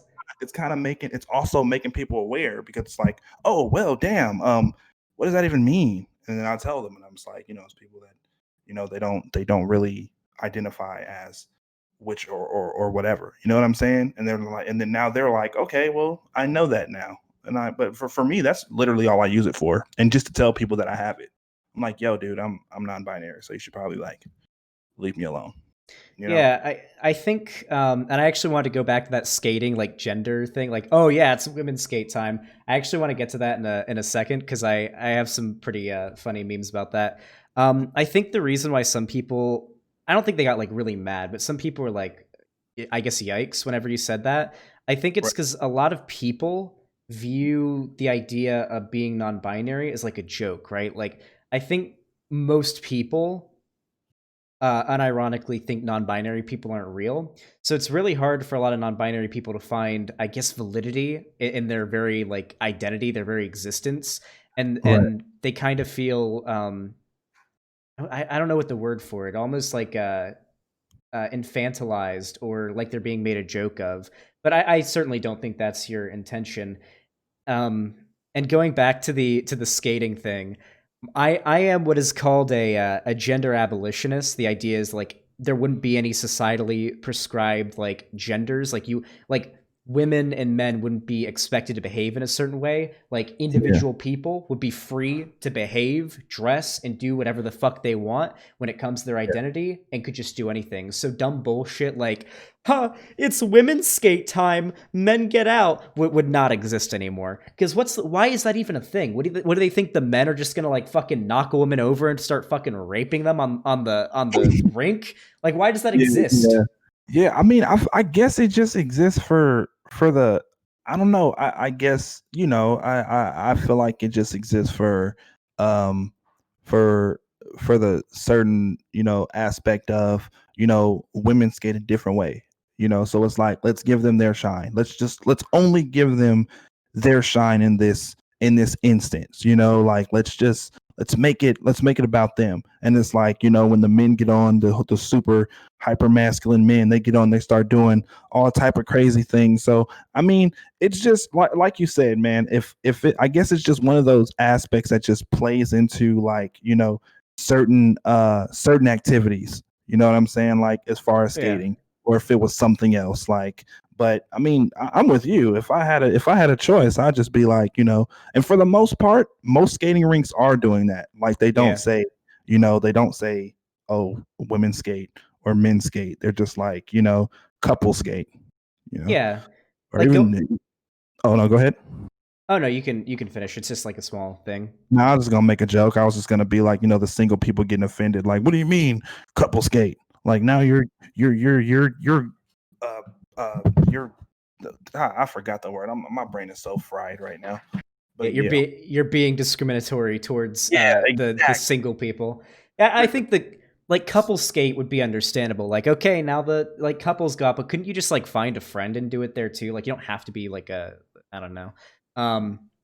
I think like in the skating example, like wouldn't it just be a better idea to build like an area or just have an area for like the people who want to go fucking hard, like hard in the paint with the skating, like all sorts of crazy tricks and shit, and then have the area for the little like poo poo baby, like dainty skating area, like just say fuck it, like here if you want to go hard, you go that way. If you were a little fucking piss baby skater, you go that way. Wouldn't that just be better? Nah, I get that. That's why, like, there's like different nights. So typically adult night, everybody knows the same pace. Everyone's they're all along with the same pace, and then they'll have like nights like on like Saturday where it'll just be like a family night. So, there's different, precautions on that night that they take to be like, to keep it, up to speed for kids, or to keep it up to speed for like adults and the people who want to be like crazy, like want to fucking, I don't know, skate on the fucking ceiling or some shit like that. So there's different nights for different things. Yeah, no, I understand that. The skating analogy is a little weird and kind of just a meme, but I think it is pretty funny and just a decent example of like of that kind of thing when it comes to like gender stuff in society. It's just a funny one. I was actually curious. People asked me in chat earlier, what are your thoughts on like the transgender bathroom thing? Like, do you think trans women should be able to use the women's bathroom and trans men should be able to use the men's bathroom? I think that there's no complications because everyone has different opinions on it. I think that it should just be, family restrooms. But I mean, I feel like, you're a woman, you should be able to use the women's restroom. You know what I'm saying? You're a man, you should use the man restroom. I don't really, like you said, like for me to be like, yeah, trans women should be able to use the women's restroom. If we're saying that one should be able to use the other, then I would be implying that I don't think that a trans woman is a woman. I think she's a man, and that's not what I'm implying. You're a woman, use the women's restroom. You're a man, use the Damn man right. restroom. Damn right. Have you ever heard of TERFs before? TERFs. Mm-mm. So it's an acronym. It stands for Trans Exclusionary Radical Feminist. This usually falls into the same branches like those pop feminist liberal types we were talking about earlier. They're Yeah. basically these women who call themselves feminists, but really they just hate men. Like most of like the man-hating feminist types that you see are actually TERFs. They hate men so much. They think all men are rapists and murderers and violent criminals or whatever the fuck. And Yeah. then because of that, they see transgender women, and it's usually only ever transgender women. They tend not to give a fuck about trans dudes who exist, by the way. I mean, who thought? They'll say that transgender women are men pretending to be women so they can infiltrate women's spaces and hurt them. And it's like, why the fuck do you care about trans women going into women's bathrooms? You think they're gonna go in there and rape the women? Like, for one, like rape is illegal no matter what. Okay, if a dude wants to rape a woman in a woman's bathroom, he's just gonna go in there. There's not security guards outside of bathrooms, you know. Like the men are so evil that they will literally their whole lives they will literally have these just grow up feeling that basically being women, and then they would transition, just so they can go inside of a women's restroom to rape them. I don't think that's a thing. I don't think that's a thing, and that's so bizarre. That's so absurd. It is, but these people have like a lot of power too in the UK, like over in Bongerland, with the tea and crumpets and shit. Like the TERFs are taking over there. They're like actively trying to repeal initiatives to like grant access to healthcare for trans people. They go like there's big media personalities that go on TV and talk about how trans women are like delusional men. And shit like that. It's crazy how much power they have over there. There's not as many here. They exist, but like, holy shit, it's crazy. And like, Yeah, even their talking points are so easy to debunk. Like the trans bathroom thing, it actually turns out that trans women get sexually assaulted and harassed and beaten more than like cisgender, like non-trans women do. It's crazy. It's absolutely wild. yeah, that's crazy. That's hella crazy, especially the one with. Oh my god, yeah, that's wild. That's hella wild. But no, man, I don't. I think that use the restroom. Use the restroom. I don't use the restroom. It's like, why do you even? Why do people even care? You know? Yeah, it is really like that's what it comes down to for the most part. So, you've probably already know this, but I call myself a libertarian socialist. I'm all for like I'm not a big fan of authoritarianism in like big government and stuff like that. But I also believe that like the workers, the people who actually like work their asses off and make money in this country and work jobs should be the ones who are controlling things. I just don't agree with like massive fucking corporations paying money to government officials to control everything, and everyone in our fucking government is like paid and bought by these massive corporations, and it determines a lot of decisions they make. I'm not really in favor of that, but like libertarian is the prefix before socialist. There, I am in like I'm not like a right libertarian. I'm libertarian by principle. I think that most people, if not everyone, should be able to live their lives and do what they want to do, as long as what they do isn't affecting other people in a negative way. You know, life, liberty, pursuit of happiness, all that kind of stuff. Right. Yeah, definitely. Definitely. That's yeah, like I guess the whole like you said, people should be able to live their lives as long as they're not hurting anyone is my exact beliefs when it comes to like raising children. I feel like, like I don't whatever my child wants to be, I should feel like they should Mhm. be just that, you know? Yeah. I feel like, God, when I watched that one video about the transitioning kids thing, there was this one scene that a lot of people in my chat were like, wait, what? Because the character that's like yelling at the dude with the trans, or I don't know if I don't know what I don't remember the exact character, was yelling at the person with the trans kid, was like, no, he's gay. And a lot of people were like, wait, so the kid can be gay at that age, but not trans. And so there was a lot of people who were confused by that. Uh, uh, like people in chat were asking me to ask you about that. What do you what is your opinion on like that thing? Gay, but he can't be trans. Damn, I guess that was just another. That was something I wasn't really thinking about. I guess that was just something that just tied into the video. Certain aspects that just make you go, hmm, all while making a bigger point that I just wasn't really thinking about. But I guess I don't know. I really wasn't thinking about that. I guess it was just. I guess he didn't really have a. I guess the whole the I guess whole picture, the bigger picture. He wasn't really mad that he was transitioning. It was just, I guess, the joke was the age. You know what I'm saying? Mhm. Saying it's like, oh, you're 5 years old. Your child is 5 years old and they want to transition. I guess that was like the big play, but I wasn't really thinking about why he said that he could be gay but he can't be trans. It just wasn't something I was really thinking about. Yeah, I think it's pretty interesting because like right now, when it comes to civil rights stuff, I think the two biggest things happening right now are like the BLM stuff, and then in regards to LGBT people, probably like trans people, because it's still like it's not new, but it's just sort of recently gotten into like the spotlight in regards to things being talked about. Right. Um, yeah, I think that's why like a lot of people are talking about it now, and there's like a lot of misinformation out there too.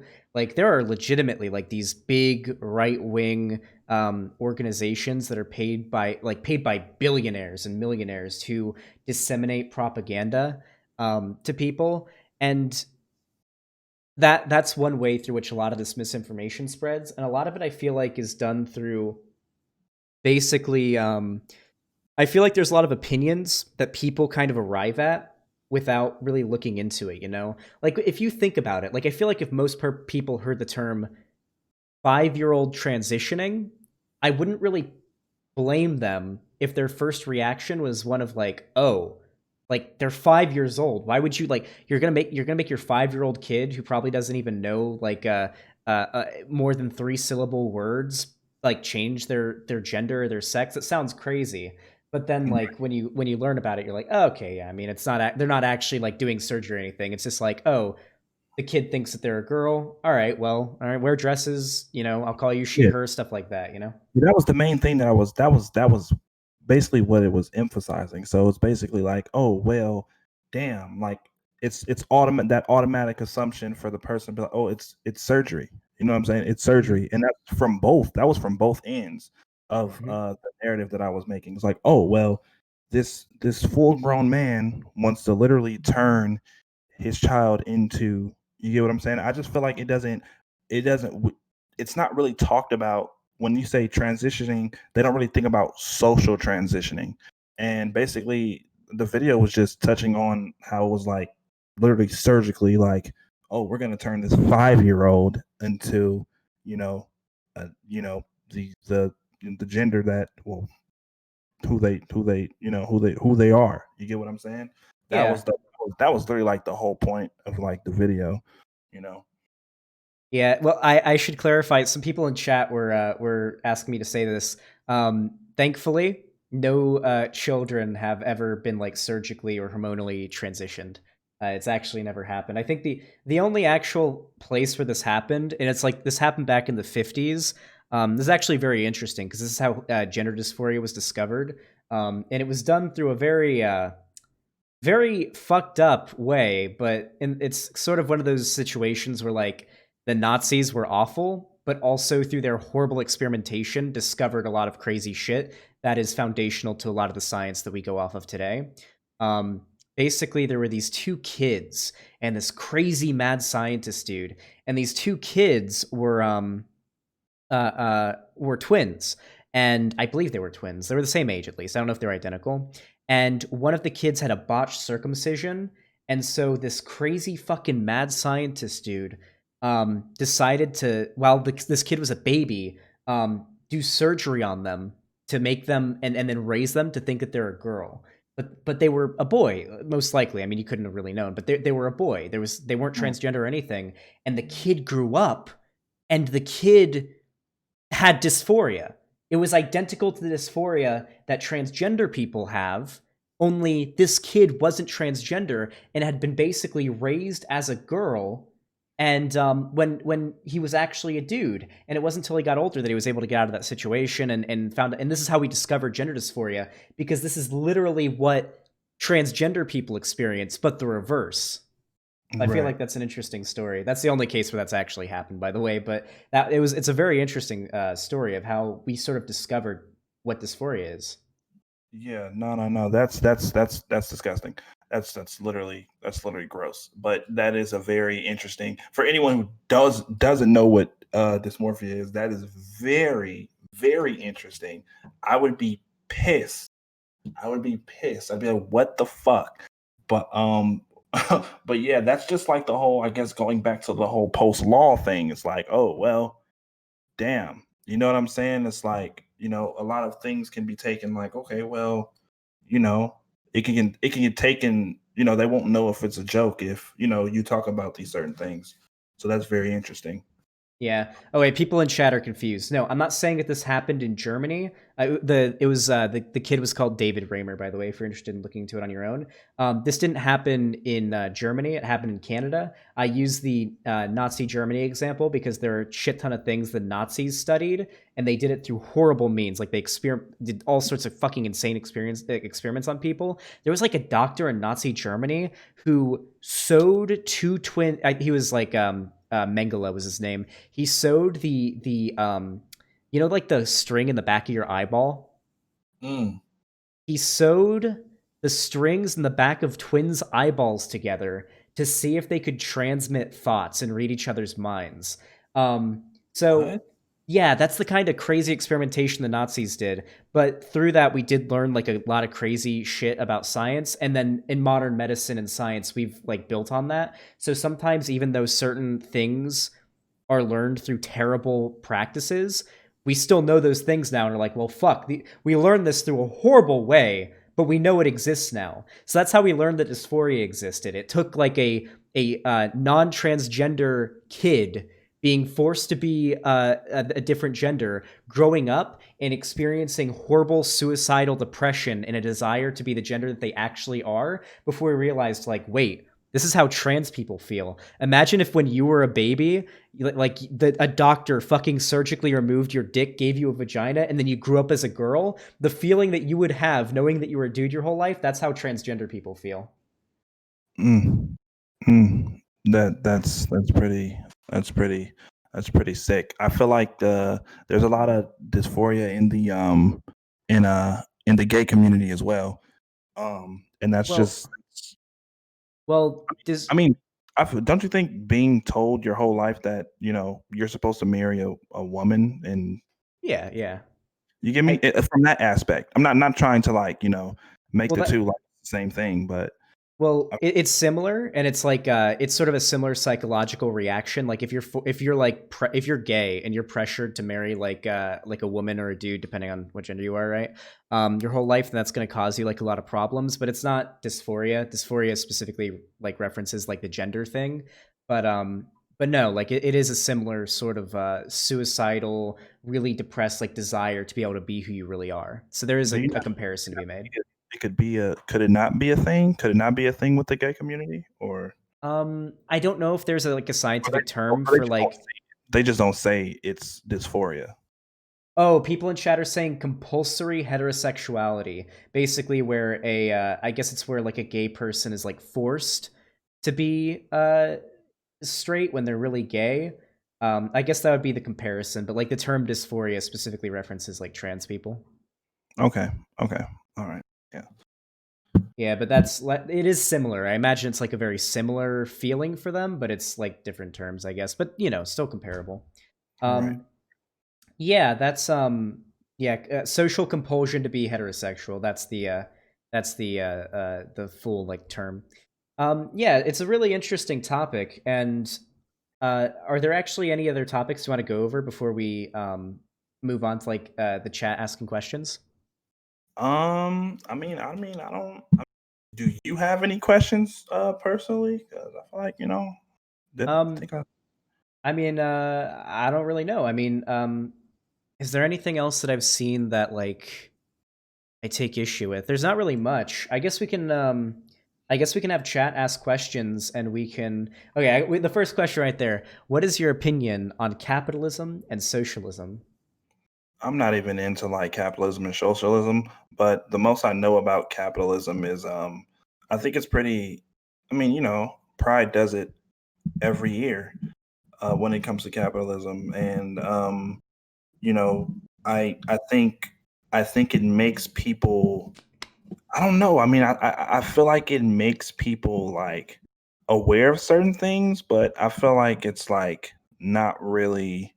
I don't know. I don't know. I'm not really into capitalism, but it is for me, anyways. It is what it is. I do have a problem when it comes to capitalism, like when people die, and it's like what? It's like when Kobe Bryant died. I'm not sure if you were out Mhm. here when that happened, but like people. Everybody was exploiting that shit to make money off of it. Listen, it was so bad. It was so bad. I was walking in, and I have like huge like social anxiety. I hate being around people. But I went down there just to see, what the hubbub was about. Just all type of people just on the street, just all like, no, here goes a shirt. Here goes Kobe Bryant's shirt. Here goes the Laker t-shirt. Here goes the jersey. And I'm like, this man literally just died. Like, this man literally just passed away. And the moment you decided to make these T-shirts with Kobe Bryant's face on them, and the only thing even more sick than them selling the shirts was people actually buying the T-shirt. I was Yeah. like, oh my fuck, this is fucking sick. Y'all fucking sick. It was I don't know, but I feel like I don't know we all kind of fall victim to capitalism sometimes. I Yeah. feel. So I'm a socialist. So I think that we are constantly oppressed by capitalism to a degree. I feel like a lot of people don't have a really strong grasp on the differences between the two. Like a lot of people think socialism is when the government does things.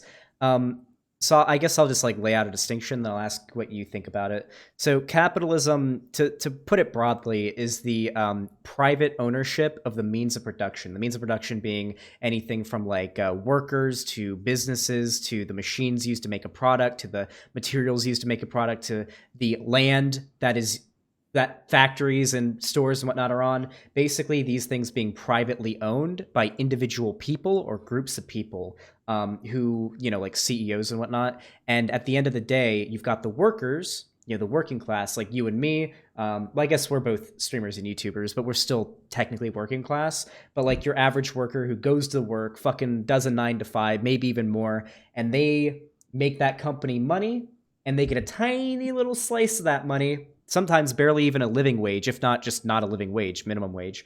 And then most of their productive value, meaning like how much money they're making through their labor, is going to some fucking billionaire at the top.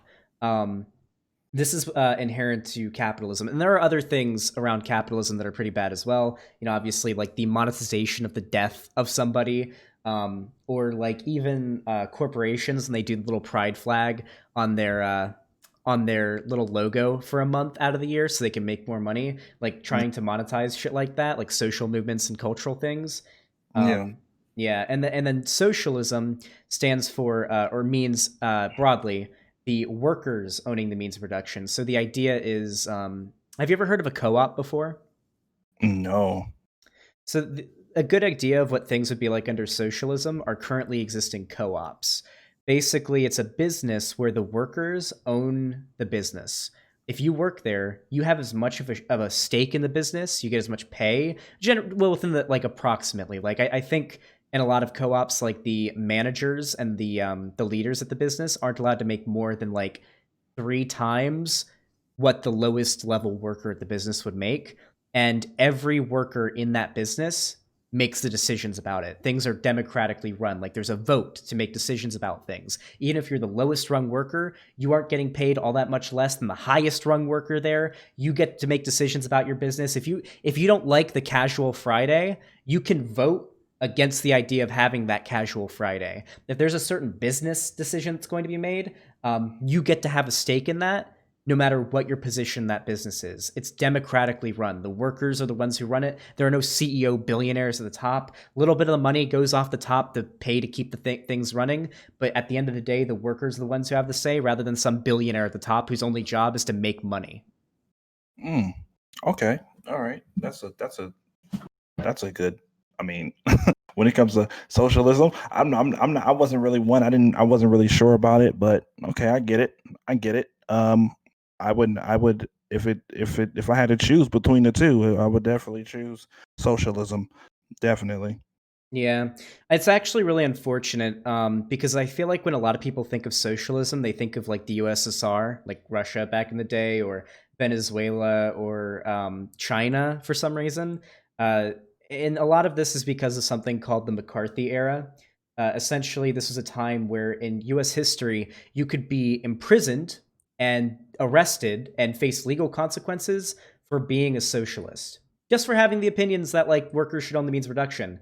And most of this was because the government, being very much bought and paid for by corporations, had a financial interest in stopping the workers from owning the means of production. They don't want everyone to be living fair. They don't want there to not be poor people. They profit off of there being poor people. They profit off of prisons, the for-profit prison system. They profit off of that. They make money when some poor dude who's just got like a fucking quarter pound of weed in his backpack gets caught by the police and sent to prison. They make money off of that prisoner being there.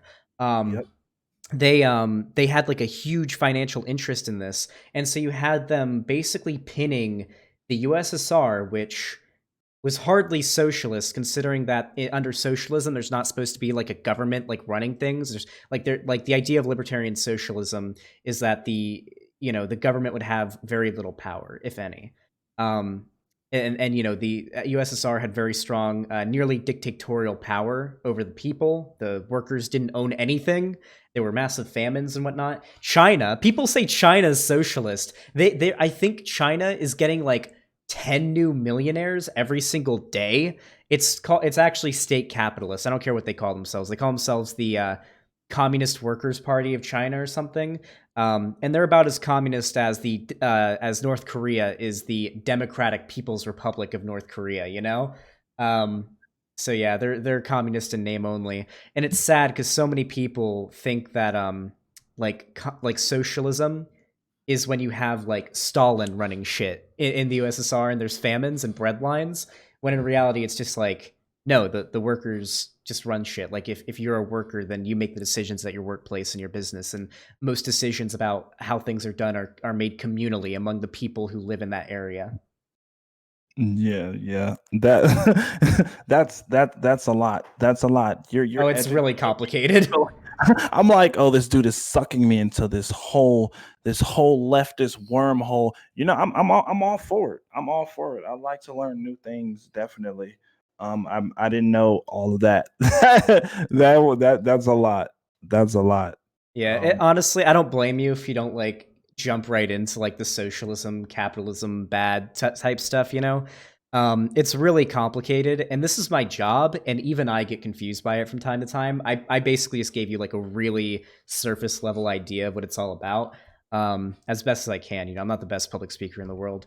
Um, and it gets more complicated, and you know, but I honestly am very pleasantly surprised by a lot of the stuff that we've talked about today. I've actually had a really good time, and I agree with a lot more than I thought I would with you.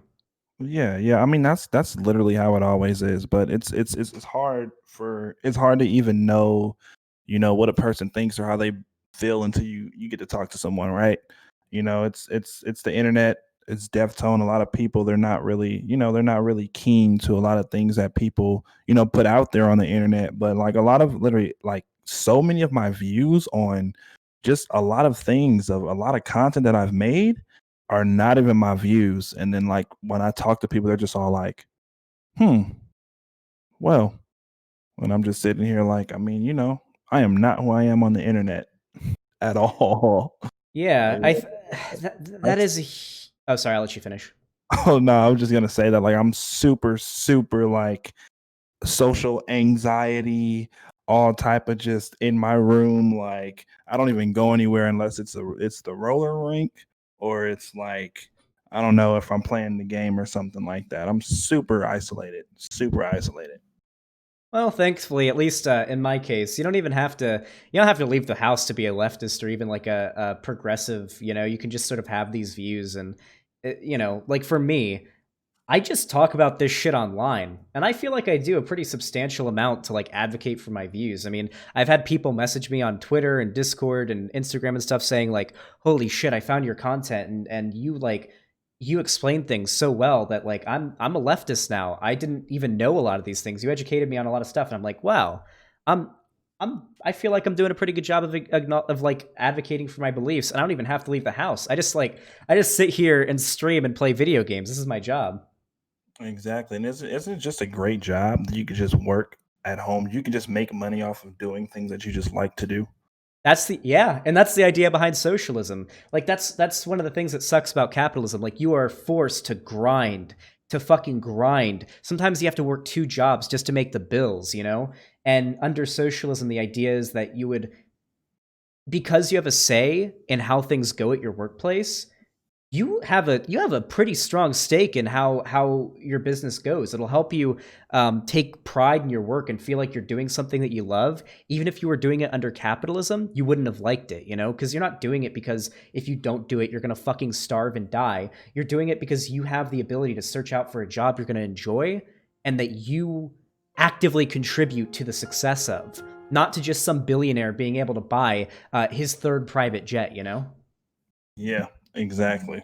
Exactly. Yeah, but man, you're this is very enlightening. This is very enlightening. You have to come on my podcast when I make it. It'll we can talk about all this leftist and right wing all the right wing Nazis and shit like that. I Yeah. think my audience would love to hear that. Oh yeah, I would absolutely love to. I'm excited for your podcast. I'm definitely going to tune into it, and I think it's going to do a good job of sort of. I feel like with large content creators, there's like such a gap between the viewer and the creator. This isn't so much the case with like what I do with the streaming, and obviously my job is to espouse my opinion. But like nobody in your audience, unless they know you personally, can really know what you believe. So I think that podcast is going to be pretty good for them getting to know like who you really are outside of the skits and the characters, you know? Yeah, definitely. One thing I like to really like get people to like know about satire, well, my satire anyway. It's like I put these ideas out and I make these videos, but the thing that I'm like, this is how I see it. Quentin Tarantino makes movies, and he makes movies about, slavery. He made a movie about slavery and Django. Don't know if Hmm. you've seen it. It's like one of my favorite movies, right? I've seen I'm it. I'm, I'm a huge film buff, and it's like just because he made this movie, it's not because he's not a racist because he made a movie about slaves. Literally, Samuel Jackson is probably the lead in almost a lot of all of his movies. He literally made a movie about it was called Foxy Brown, where the black woman was the lead role. You know what I'm saying? So it's Yeah. like I try that as much as I can to apply that to my skits. It's like, yeah, I made a video about Dora the Explorer getting deported. Am I racist towards Mexicans? No. But sometimes I like to, just throw a perspective out there, and more than 3,000%, it's probably not even my view. It's just, that's just how I like to treat satire.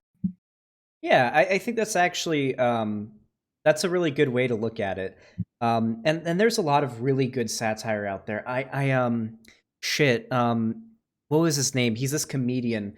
Hey Lonnie, do you remember that comedian you showed me where he's like one of his skits was so edgy, he had to they had to take down his skit from one of those episodes on some like late night talk show. I forget what his name was, but my girlfriend showed him to me, and he did this skit that was like it was like really edgy, and the lead up to the joke seemed like it was going to be really homophobic, and then boom, you get the punchline, and it becomes abundantly clear that actually the joke was going after homophobes. You know, it was Bill Hicks. Bill Hicks, yeah.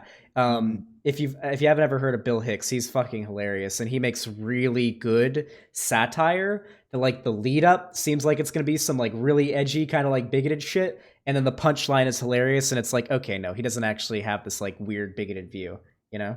yeah, yeah, definitely, definitely. Yeah, this was definitely a very good conversation. I need to go eat. I Yeah, need to yeah, go. I got you. What's your name, by the way? Your Oh, actual name. my real name is Alex. It's kind of like integrated into my username, but yeah, my name's Alex. Well, nice to meet you, Alex. My name is Anthony. This was a very good conversation. We touched on a lot of dope things. Um, I'm gonna. I don't know if you want to, but you might want to unfollow me on Twitter because I've been posting some wild shit on there. Some wild shit on there. You'll probably be like, "What the fuck? This So, he's insane." So if you don't already know this, this might influence you to want to become a leftist. But as a leftist, I've befriended and gained a large following of porn stars. So I follow a lot of porn stars that also follow me. So about 50% of the time, my timeline is just double penetration and shit like that. Oh, Just because I follow all these porn stars that like me. So like my timeline's already fucking crazy. okay, I just wanted you to know ahead of time, because now, like, because you're very leftist, so I post a lot about Trump, and not for a shock factor, but I post a lot about him just for like the what if, like, oh damn, what if this dude's trolling? What if he said this for that? What if he did this for that? So I'm just giving you a heads up, man. Okay, yeah.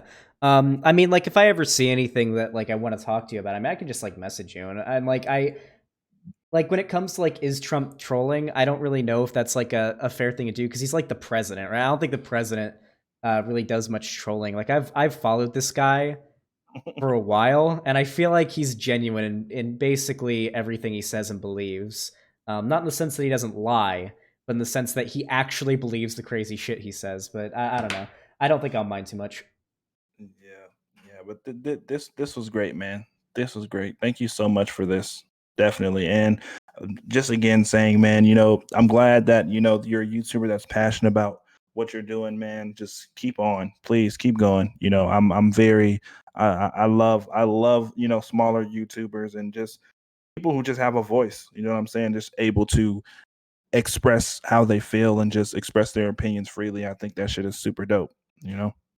Yeah, I really appreciate you saying that, and hopefully you enjoy my content. If you take a look at it in the future, I really enjoy your videos, and I think what you do is pretty good as well. It's pretty funny, very entertaining, and I got to say, you experienced some serious success on YouTube, and I think you deserve it. You work hard. Thanks, man. I really appreciate that. Yeah, definitely, man. Also, listen, check out Roscoe's Chicken and Waffles if you get a chance.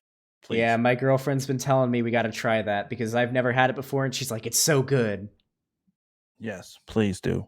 But yeah, thank you so much. Thank you for having me. Definitely. Thanks, chat, for being I haven't really been reading what chat's been saying, but I hope it's some positive things. It's been mostly Um, positive, yeah. awesome. Yeah, man. You have a good day, man. And you keep grinding. Please keep grinding. You're gonna be where I am in no time. I hope so. Damn. I mean, if I hit 100,000 subs by the end of next year, I'll be happy. No, you're dude, if you're consistent, I tell people that all the time. Like if you are consistent in what you do and you just keep doing it and you keep going, literally you're gonna get there. Like you're gonna get there regardless. Alrighty. Well, I hope you're right.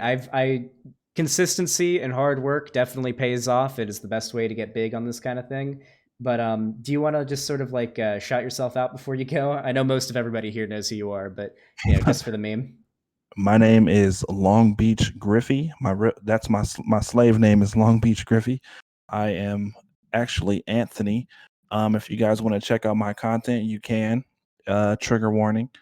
But for the most part, I haven't really been trying to do anything edgy. I've just been trying to, I don't know. I've been trying to discover different avenues. But anyways, yeah, I'm here. I'm here. Alex is here. We're all here. Long Beach Griffy. Follow that if you want to. Sub. Check it out. Check me out if you like. Uh, yeah, and I'll see you guys later. Alrighty. Have a good lunch or dinner at this point. Damn. Yeah, have a good dinner. Thank you. You as well. All right, man. See you. That was really good. I had a lot of fun talking to him. I gotta say, I forgot to ask him to say trans rights. Yeah, I'm sorry. I meant to, but I forgot. Yeah, I really didn't I didn't expect to agree on as many things as we ended up doing. And I don't think he was like a lot of people in chat were saying, "Oh, he's backpedaling," or anything. I don't think he was. I think those are his genuine views. And yeah, I actually had a really good time. That was a really good talk. I'll definitely take him up on his offer to go on his podcast. I would love to talk. That would be really nice. I feel like going on. I don't go on a lot of podcasts anymore. I used to, but not so much these days. And I used to go on those panel shows and stuff like that, but it's so fucking boring, right? Like I'll just sit there for 3 hours, and we'll just like, like people will talk over each other, and I'll just like sit back because it'll be a topic I don't give a shit about or know anything about, and then it's like really boring. But I would love to go on like a legitimate like podcast and just fucking chat. Go on Chapo. They will never have me on Chapo. The shit I said about Virgil, Texas. No, no, no. They will never have me on that shit. Not that I would really want to go on there, I don't think. I feel like the audience that watches Chapo wouldn't like me all that much. I'm edgy, but like they're class reductionist edgy. I don't know. But that was a really good talk. And who knows? Maybe we'll have him on the future. And next time we have him on, he'll be a full on socialist. Oh, look, you're in chat. Come on my podcast. And I'll buy you Roscoe's. Hell yeah. I will happily get Roscoe's with you, Long Beach Griffy. We're not actually that far. Yeah, I'm in Palm Springs, so it wouldn't even be that far away. I will happily go on there. Hit me up whenever you want to have me on. Alrighty. That was really good.